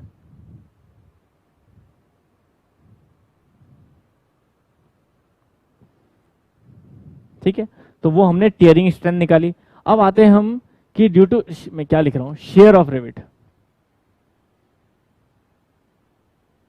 Sharing of rivet. अब रिविट में शेयरिंग हो रही है, मतलब अब रिविट ही कट जा रहा है। अब प्लेट मानो आपकी स्ट्रांग है, तो प्लेट में तो कुछ नहीं हुआ, पर आपका रिविट कट गया। प्लेट टियर नहीं हुई, आपका रिविट ही कट गया। तो ऐसे में अगर आपका रिविट कट जाता है, इसका मतलब ये है कि ये रिविट है, यही सीधा सीधा क्या हो जाता है, शेयर कट जाता है। ठीक है, यही आपका जो है वो कट जाता है रिविट। अब ये रिविट दो तरह से कट सकता है, अब इधर से भी हम बंद कर देंगे तो ये दो तरह से कट सकता है। एक तो सिंगल शेयर, कि मान लीजिए ऐसा हुआ, आधा रिविट ये हो गया और आधा रिविट जो है वो कुछ इधर को ऐसे कट गया,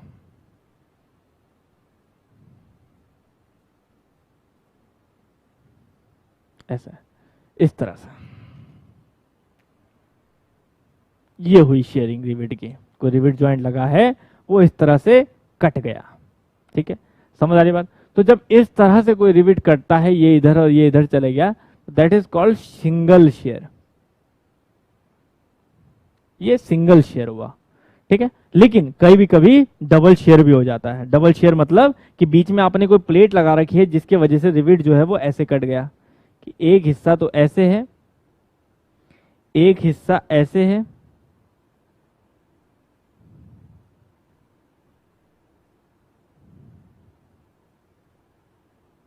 ठीक है, एक हिस्सा ऐसे, एक हिस्सा ऐसे, और एक हिस्सा बीच का ऐसे। ये भी अलग निकल गया। तो अब ऐसे में इसको बोलते हैं हम डबल शेयर, कुछ ऐसे, समझ आ रही बात? तो that is called double share. मान लीजिए ये इधर को फोर्स लगा और ये दो फोर्स जो है वो इसको इधर को ले गए, तो that is called double share.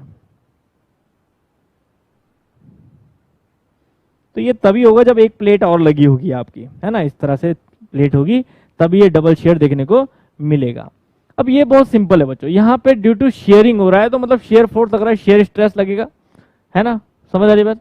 तो ऐसे में हमारा सिंपल है, डाया ऑफ द रिविट क्या है, डी, और रिविट कैसा है, सर्कुलर है, रिविट कैसा है, सर्कुलर है ना, रिविट क्या है, सर्कुलर है। तो सर्कुलर का एरिया क्या होता है, बहुत सिंपल है बच्चों, डी आपका that is the area of the rivet is π/4d²। तो यहां पे हम बोले रेजिस्टेंस टू शेयरिंग,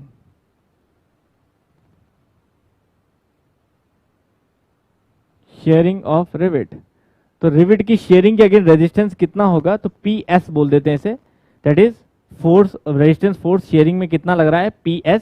तो shear force equal to shear stress into area, shear stress हमारा टॉ हो गया, तो एरिया क्या हो गया यहाँ पे π/4d² इंटू टॉ, सिंपल, समझ रहे ना, इस तरह से। लेकिन अब बात यह है कि कितने रिविट्स आपके शेयर हुए हैं वो बड़ा इंपॉर्टेंट है, तो इसीलिए यहाँ पे इंटू n भी करना पड़ता है, which will show the number of rivets,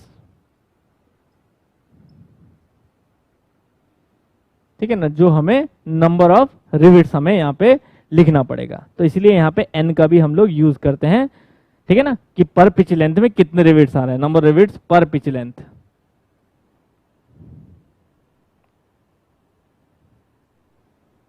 ठीक है।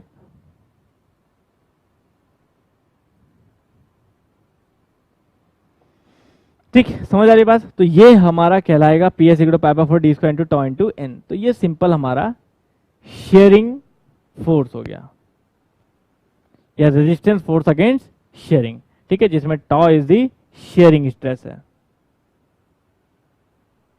तो ये बहुत आसानी से समझ में आ गया बच्चों, इसमें तो कोई समस्या नहीं है, बताइए।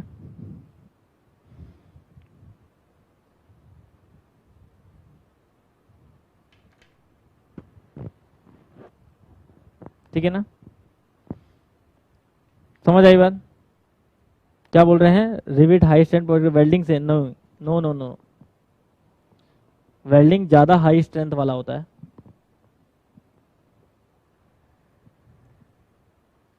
और इस रिविट की स्ट्रेंथ बढ़ानी है तो उसमें और ऑपरेशन भी करने होते हैं।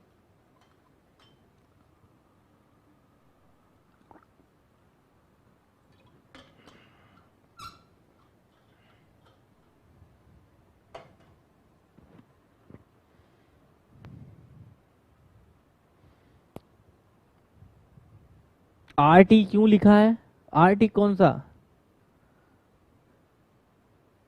किस चीज के बोल रहे हो बच्चों, RT क्यों लिखा है, ये तो समझ में आ रहा है, तो साफ है बच्चों, डाया डी है और सर्कुलर है, तो शेयर एरिया क्या होगा, यही तो होगा शेयर एरिया, π/4d²। तो π/4d² इंटू टॉ, इसमें प्लेट का कोई थिकनेस वगैरह आएगा नहीं क्योंकि ये तो सिर्फ शेयर ऑफ रिविट है। तो सेकंड फेलियर तो बहुत आसानी से समझ में आता है, ठीक है। डायग्राम से समझना है तो ऐसे समझ लो कि ये प्लेट है, ये प्लेट है, आपने इस पे इधर फोर्स लगाया, इस पे इधर फोर्स लगाया, ये शेयर फोर्स आपने लगाया, तो रिविट आपका ऐसे शेयर हो गया, मान लीजिए ये यहाँ था और ये यहाँ से यूं शेयर हो गया, सॉरी, इधर से ऐसे और इधर से ये वाला जो है वो ऐसे शेयर हो गया, मान लीजिए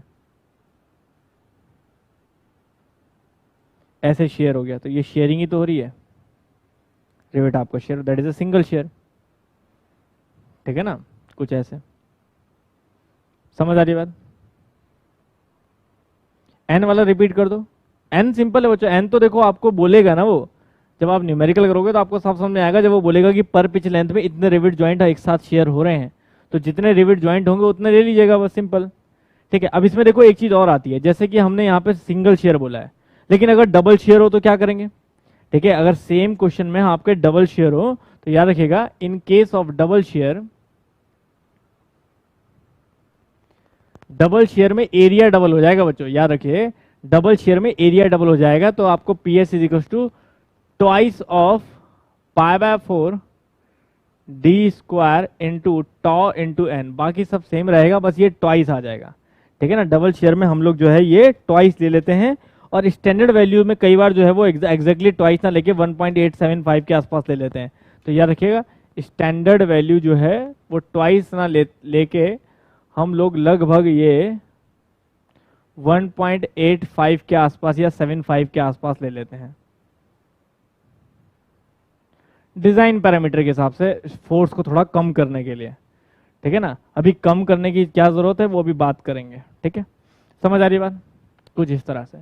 तो ये हमारा हो गया second failure. Now move to third failure. Third failure बड़ा इंपॉर्टेंट है। थर्ड फेलियर समझ गए, उसके बाद बाकी कुछ नहीं है, क्योंकि तीन ही फेलियर सबसे मेन समझने हैं आपको, बाकी सब आपको इजिली सिर्फ नोट करने हैं। थर्ड फेलियर समझिए और तीनों के फॉर्मूले उसके बाद याद रखिए।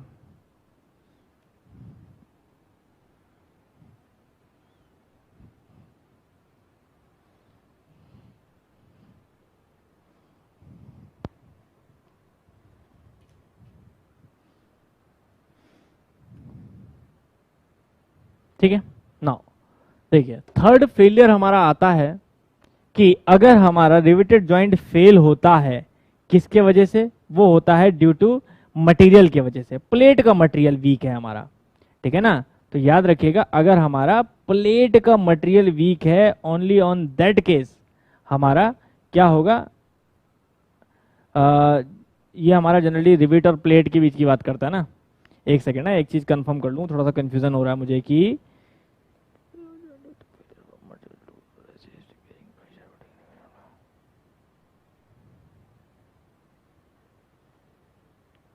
क्रशिंग, हाँ ठीक है, क्रशिंग होगी। ठीक ठीक ठीक। अब देखिए, फेलियर, एक चीज का थोड़ा डाउट ये हो रहा था कि मटेरियल हमारा जो है वो प्लेट है कि रिवेट है। तो यह रखिए, फेलियर ऑफ रिवेटेड जॉइंट,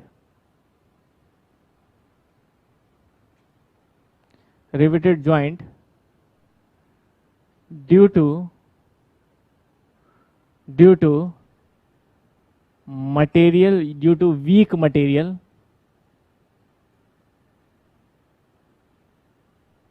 या due to crushing, due to crushing बोले, crushing between, crushing by pressure between rivet and plate. ठीक है, due to crushing by pressure between rivet and plate, if material have low strength, material have low strength. Now अब ध्यान से इसको भी देखिए, क्योंकि इसकी भी बहुत छोटी सी कैलकुलेशन है, बहुत आसानी से समझ में आ जाएगा। ठीक है, ठीक है ना, हाँ वही बात है। देखो, अब यहाँ पे दोनों, यहाँ पे बात है हमारे पास कि कोई हमारा रिवेट और प्लेट, मान लीजिए ये प्लेट है हमारी इस तरह से। अब जितने हिस्से में रिवेट लगा हुआ है आपका, मान लीजिए जितने हिस्से में आपका रिवेट लगा हुआ है, उतने हिस्से में रिवेट और प्लेट, इन दोनों के बीच के प्रेशर को ये ना झेल पाए और थोड़ा सा आपका जो है वो इस तरह की क्रशिंग हो जाए, मतलब ये दबा दे इसको। ये कट नहीं रहा, याद रखिएगा, कटेगा नहीं प्लेट आपका, लेकिन ये दब जाएगा, प्लेट यहाँ पे क्रश कर जाएगा, कंप्रेस। क्रशिंग एक तरह का कंप्रेशन होता है। क्रशिंग जो है वो एक तरह का कंप्रेशन होता है, जिससे ये होल वगैरह आपका क्या हो जाता है, थोड़ा सा खुल जाता है। ठीक है, तो क्रशिंग जो है आपका एक तरह का कंप्रेशन है। तो याद रखिएगा, that is a resistance to crushing,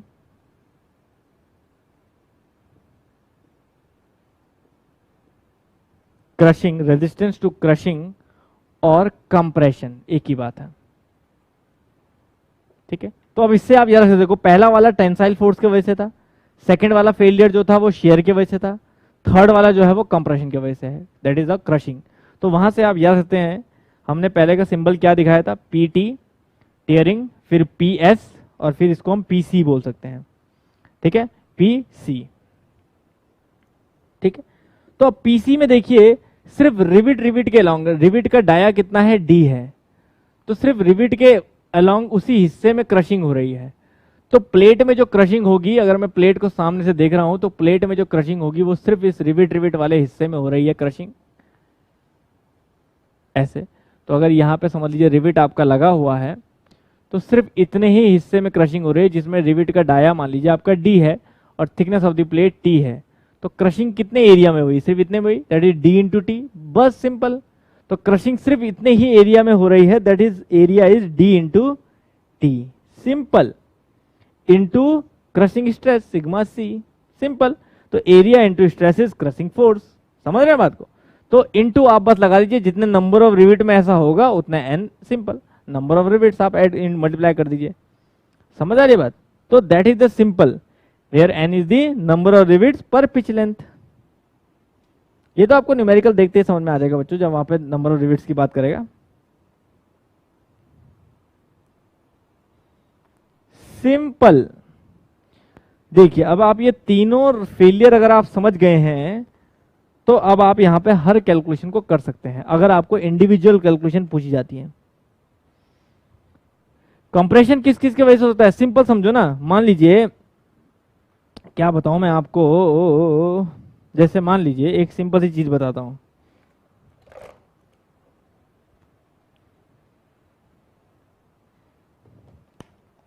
हाँ, जैसे मान लीजिए एक एग्जांपल देता हूं आपको। जैसे कि एग्जांपल समझिए, ये कोई प्लेट है, ठीक है, ये कोई प्लेट मान लीजिए, इस प्लेट पे दिख रहा है, थोड़ा फोकस कर ले जरा कैमरे, हाँ दिख रहा है, ये प्लेट है, इस पे मान लीजिए रिविट लगा है, ठीक है, ये रिविट लगा है। अब देखो ये होल दिख रहा है आपको जिस पे रिविट लगा हुआ है, ये होल, ठीक है। अब यहाँ पे जब ये प्लेट वो होगा, मतलब प्लेट खींचेगी, तो ऐसे में क्या होगा, ये रिविट मानो अपनी जगह पे है, लेकिन इसका मटेरियल वीक है प्लेट का, तो ये क्या करेगा, ये इसको ऐसे कंप्रेस करेगा, इधर की तरफ दबाएगा। तो यहाँ पे क्या है, होल की जो सामने प्लेट है, ये प्लेट की मान लीजिए टी थिकनेस है, थोड़ा फोकस करने दो इसे,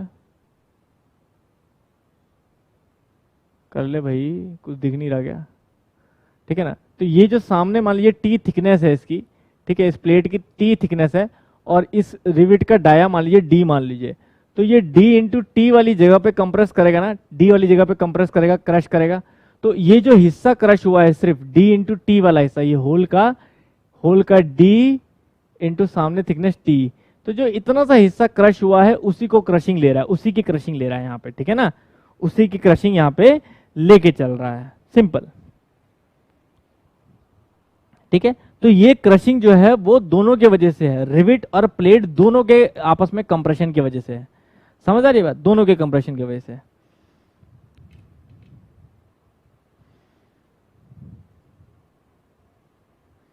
अब समझ में आया, बताओ, अभी कोई कंफ्यूजन है तो बताइए अभी भी।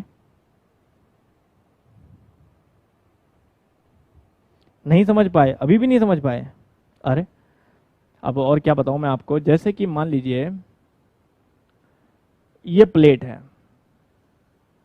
कोशिश करते हैं कुछ और तरीके समझने की, ये रिविट है, ठीक है, और दूसरी प्लेट, जो भी दो प्लेटें लगी हैं यहाँ पे, मान लीजिए कुछ इस तरह की प्लेटें लगी हैं, अब दो प्लेटें लगानी थी मुझे, मान लीजिए प्लेटें लगी हैं, ये रिविट है। तो अब यहाँ पे जो भी फोर्स लग रहा है उससे अब यहाँ पे कोई टेयरिंग नहीं हो रही है, कोई शेयरिंग नहीं हो रही है। रिविट जो है आपका, वो डी डाया का रिविट जो है वो इस हिस्से को प्रेस कर रहा है, इस हिस्से को कंप्रेस कर रहा है, या तो प्लेट रिविट को कंप्रेस कर रही है या रिविट प्लेट को कंप्रेस कर रहा है, इस हिस्से को, ठीक है ना, ऐसे खींच रहा है ना, तो ये इस हिस्से को कंप्रेस कर रहा है। और जब इस हिस्से को कंप्रेस कर रहा है तो सिर्फ रिविट का जो एरिया होगा डी डाया वाला, वही हिस्सा तो कंप्रेस होगा ना। तो जो डी हिस्सा कंप्रेस हुआ है, मतलब ये समझ लीजिए ना, आपकी फिंगर जो है वो हाथ को प्रेस करो अपने फिंगर से, ठीक है, हाथ को अपनी फिंगर से प्रेस करो, तो यहां मैं बोलूंगा कि इस हाथ में कंप्रेशन कितना हो रहा है। तो मान लीजिए फिंगर का डाया डी है, तो आप यही बोलोगे ना, डी इंटू थिकनेस कितनी है प्लेट की, टी, तो डी इंटू टी वाले हिस्से में कंप्रेशन हो रहा है, यहां वाले हाथ में तो नहीं हो रहा है इधर उधर, सिर्फ डी इंटू टी में हो रहा है, बस सिंपल सी बात। यही तो बोल रहा है कि that is T and that is D, समझ आ रही बात। तो डी इंटू टी के हिस्से में ही कंप्रेशन आपका हो रहा है, बस यही तो कह रहा है, ठीक है ना।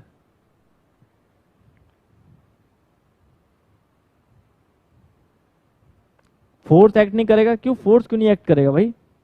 फोर्स ही तो मेन भाई, कोई भी चीज आप बना रहे हो तो किस लिए बना रहे हो? ताकि अंदर जो फोर्स लगे उसको झेल सके, उसलिए तो रिविट जॉइंट लगाया है ना। तो फोर्स तो अंदर की चीज लगा रही है ना, फोर्स तो जो उस चीज के अंदर होगा, जो शेल है जहां पे आपने रिविट बनाया है, अंदर बोलो या ब्रिज बोलो, फोर्स तो वो लगा रहे हैं। ठीक है, समझ आ रही बात? चलो ठीक है ना। ये 3 फेलियर हुए बच्चों, तो अब ये 3 ही फेलियर आपको मेनली याद रखने हैं, क्योंकि बाकी के जो 4th और 5th फेलियर होते हैं वो आपको लेने की जरूरत नहीं है अपनी कैलकुलेशन में।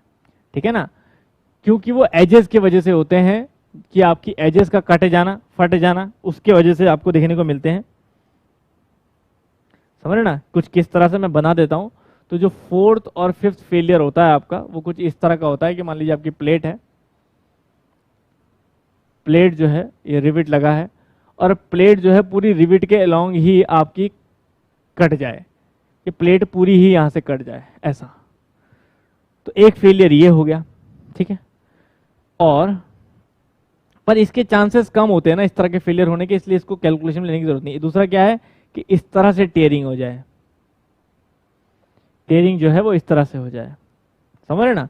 तो ये 2 फेलियर आपके आते हैं, कि means failure of a rivet, failure of a rivet by tearing the plate between rivet and edge. Edge और रिविट के बीच में जो टेयरिंग आती है उसको हम 4th और 5th कैटेगरी में लेते हैं। तो ये हमें कैलकुलेशन में लेने की जरूरत नहीं है, क्योंकि ये बिल्कुल बेसिक सी रहती है, जो हम लोगों ने, जिसको हमने एज, ये जनरली किस हिस्से में होती है, ये डिस्टेंस आपको याद होगा, हमने हर जगह कितना लिया था, 1.5 times of dia of the rivet, है ना। ये स्टैंडर्ड वैल्यू हम लेके चलते हैं। तो अगर आप ये लेके चलोगे तो फिर ऐसा नहीं होगा। ठीक है, तो ये डिस्टेंस आप लेके चलते हो तो फिर ये होने के चांस बहुत कम होते हैं। मतलब ये समझ लीजिए मार्जिन सही छोड़ के चलिए रिविट में। ऐसा सिर्फ तब होगा जब आपने रिविट में एज के बगल में ही रिविटिंग कर दी। तो ऐसे में जब इसको रिविटिंग आप करोगे तो फिर टेयर, ये जो प्लेट है उसका कोना फटने का डर रहेगा, एज का फटने और कटने का डर रहेगा, यही तो है ना। तो वो जब हमने स्टैंडर्ड वैल्यू आपको बताई थी कि 1.5D छोड़ के चलें, ठीक है, कि प्लेट आपकी है, प्लेट में रिविट लगा रहे हो, तो रिविट जो लगा रहे हो आप प्लेट में, वो रिविट के सेंटर से यहां से 1.5 टाइम्स ऑफ डाया छोड़ के चले। वो इसलिए बोला था ताकि इस तरह के दोनों डिफेक्ट ना हो। तो these 2 defects can be easily overcome by leaving the standard distance 1.5 times of the dia of the rivet। तो अगर रिविट के डाया के 1.5 टाइम्स आप छोड़ के चलोगे तो फिर ये दोनों डिफेक्ट आपको देखने को नहीं मिलेंगे। क्लियर है, समझ आ रही बात? ठीक है ना। तो इसीलिए इनको हम छोड़ देते हैं, ये प्रॉपर मार्जिन से आपके अवॉइड हो जाते हैं। तो जो मेजर फेलियर्स हैं आपके, जिसके बेसिस पे डिजाइन होता है, वो हमारे कौन से कहलाते हैं? तो याद रखिएगा, design of riveted joint is done on the basis of these failures. तो हम सिर्फ 3 तरह के ही फेलियर लेके चलते हैं। First, that is tearing of plate. ठीक है, शॉर्ट में लिखूंगा, पूरा पूरा नहीं, along the margin, along the pitch line, ये सब नहीं। सेकंड, दैट इज हमारा क्या था, टीयरिंग ऑफ प्लेट पीटी, है ना, P minus D into T into sigma T, है ना, ये था, याद है आपको। Second, sharing of rivet, that is PS π/4, N भी लगा लेते हैं साथ में, N into π/4 D square into tau. ठीक है, थर्ड था हमारा, दैट इज कॉल्ड क्रशिंग। ठीक है, क्रशिंग में PC is equal to N into D into T into sigma C। समझ आ रही बात? ये 3 फोर्सेस हम लोगों ने देखे थे बच्चों, कोई कंफ्यूजन? ठीक है ना। तो याद रखिए, जब ये तीनों फोर्स कैलकुलेट किए जाते हैं, ठीक है ना, तो तीनों फोर्स जब कैलकुलेट किए जाते हैं तो इसके बेसिस पे ही हम जो है एफिशिएंसी कैलकुलेट करते हैं किसी भी रिविटेड जॉइंट की। अब पहली बात आती है कि किसी भी स्ट्रेंथ ऑफ सॉलिड प्लेट, एक सेकेंड, आप रिविट ज्वाइंट क्यों लगा रहे हैं? आप रिविट ज्वाइंट लगा रहे हैं ताकि जो प्लेट है आपकी वो सही से ज्वाइन हो सके। अब ये आपको याद होगा, ये सब हमने पर पिच लेंथ निकाले थे। तो अगर मैं कहीं पर रिविट ज्वाइंट क्रिएट कर रहा हूं, मान लीजिए ऐसे और ऐसे, कोई प्लेट है मेरी, उस पर मैंने ऐसे रिविट ज्वाइंट लगाए, मान लेते हैं कोई प्लेट है मेरी, उस पर मैंने ऐसे 2 रिविट ज्वाइंट लगाए, तो अब आप ये सिंपल सी चीज समझिए कि रिविट ज्वाइंट आप क्यों लगा रहे हैं। अब देखिए, आप रिविट ज्वाइंट को देख रहे हैं अलोंग द पिच लाइन। अब थोड़ा सा मेरे ध्यान से समझिएगा बात को, अलोंग द पिच लाइन आप देख रहे हैं, तो आप यही करना चाह रहे हैं ना कि इस पिच लाइन के डिस्टेंस के अलोंग जो प्लेटें हैं उसकी स्ट्रेंथ सेम रहे। भाई आपने रिविट लगा के ज्वाइन ले आया, तो मतलब स्ट्रेंथ ऑफ आपको अल्टीमेटली क्या चाहिए था? आपको अल्टीमेटली रिविट तो नहीं चाहिए था ना, आपको तो वो प्लेट हाई स्ट्रेंथ में ज्वाइन करनी थी। मतलब कि 2 प्लेट अगर आपने ज्वाइन करी है, मान लीजिए डायरी उठा लेता हूं मैं, कि ये 2 प्लेट आपने ज्वाइन करी है ऐसे, ठीक है ना, ऐसे ज्वाइन करी है मान लीजिए, या फिर आप कवर प्लेट लगा के ऐसे ज्वाइन कर रहे हैं, जैसा भी, ऐसे या ऐसे, ऐसे या ओवरलैप ज्वाइंट, ऐसे समझ लीजिए, अलग अलग कलर किसमें दिख रहे हैं, ऐसे या ऐसे समझ लीजिए, ये 2 अलग कलर दिख रहे हैं आपको, ऐसे या ऐसे समझ लीजिए। मान लीजिए लैप ज्वाइंट मैंने बनाया, ठीक है। अब इसके ऊपर मैंने क्या करा? रिविटिंग करी, तो आपको मैं रिविटिंग दिखा रहा हूं। मान लीजिए रिविट है, रिविट ज्वाइंट लग गया इसके ऊपर, ठीक है। अब देखो, ये रिविट ज्वाइंट मैंने लगा दिया, अब आपको रिविटिंग दिखाई दे रहा है सामने, एक रिविटिंग ये और एक रिविट, 2 रिविट है यहाँ पे, ठीक है। अब देखो ना, ये पिच है, इन दोनों के बीच का डिस्टेंस जो है वो रिविट के डिस्टेंस पिच है। अब यहाँ पे सिंपल समझिए आप, ठीक है, कि मैंने जो ये रिविटिंग करी है, ये क्यों करी है? इसलिए तो करी है ना कि इस पी पिच डिस्टेंस पे अगर मैं देखूं, ये पी पिच डिस्टेंस पे, तो प्लेट की स्ट्रेंथ सेम रहे। मतलब पी डिस्टेंस पे ये प्लेट जो है वो उसी स्ट्रेंथ की रहे। यहाँ पे समझ आ रही है बात? उसी स्ट्रेंथ की यहाँ पे प्लेट रहे बिना किसी दिक्कत के। तो solid strength of a plate क्या होगा? तो मतलब हमें मेनली क्या चाहिए था? हमें चाहिए strength of a solid plate, strength of a solid plate. कि सॉलिड प्लेट की स्ट्रेंथ क्या है? इस टीयरिंग के अलोंग प्लेट आपकी टीयर तो नहीं कर जाएगी, कुछ और तो नहीं हो जाएगा, प्लेट आपकी ज्वाइंट रहनी चाहिए। तो वो स्ट्रेंथ हम कैसे निकालते हैं?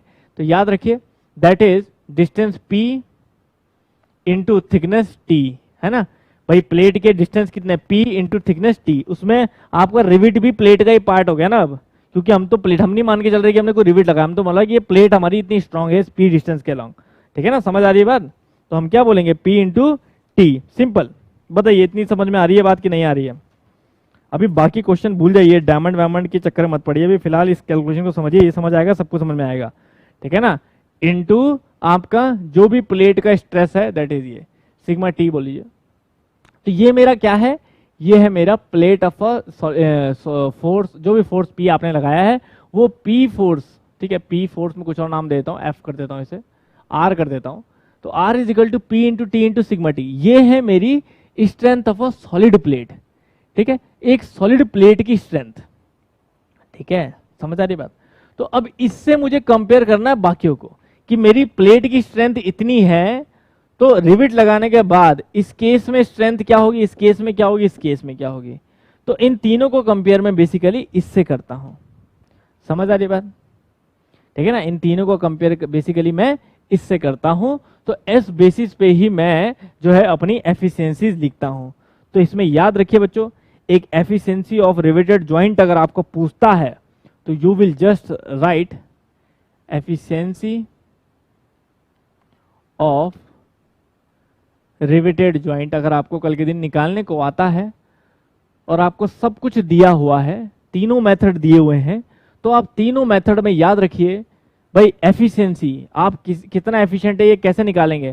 भाई जो सबसे कम फोर्स, देखो पीटी पीएस पीसी, अगर पीटी पीएस पीसी में कोई सबसे कम है, मानो पीसी सबसे कम है, तो इसका मतलब क्या हुआ कि मैं फोर्स लगाऊंगा और क्रशिंग सबसे पहले हो जाएगी। क्रशिंग की वजह से फेलियर सबसे पहले हो जाएगा क्योंकि पीसी सबसे कम वैल्यू है, या पीएस सबसे कम वैल्यू है तो शेयरिंग पहले हो जाएगी बाकी चीजों से। तो मतलब जिसकी वैल्यू कम होगी उसके बेसिस पे ही डिजाइन करना होगा। तो इसीलिए efficiency of a joint, riveted joint जब हम निकालते हैं तो हम लिखते हैं लीस्ट ऑफ,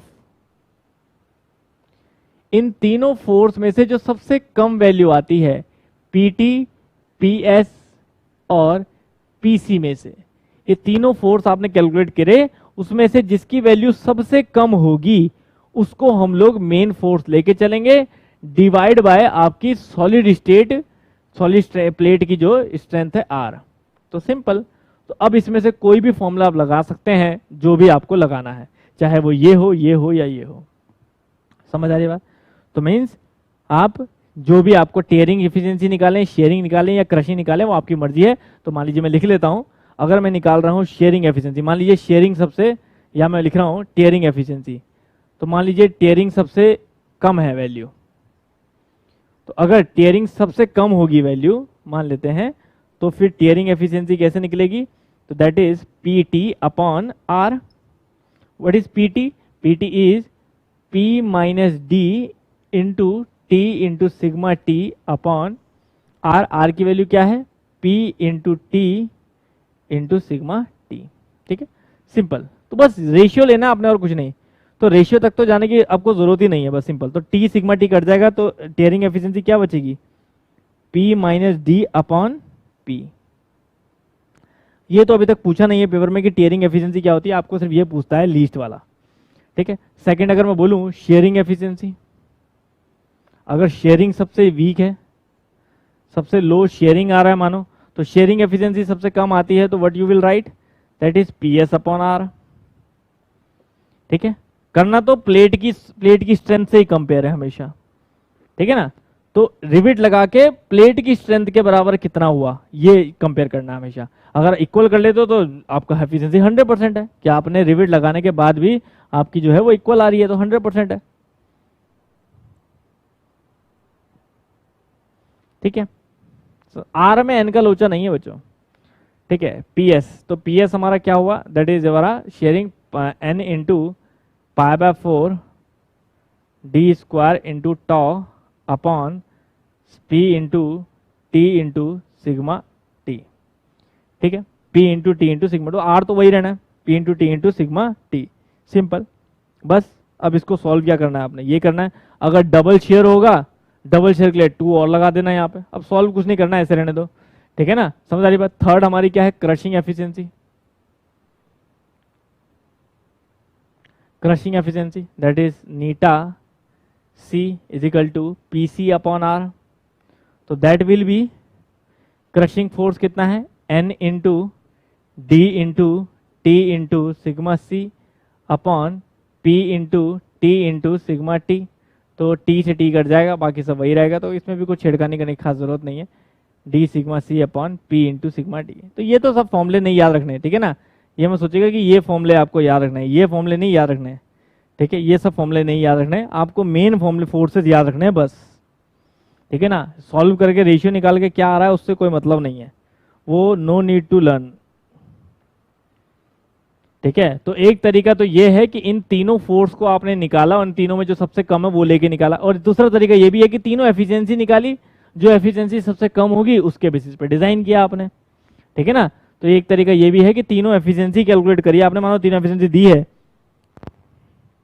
ठीक है, तो इसमें याद रखिएगा, एक पॉइंट लिख लीजिएगा, the lowest of all three will be considered as efficiency of riveted joint।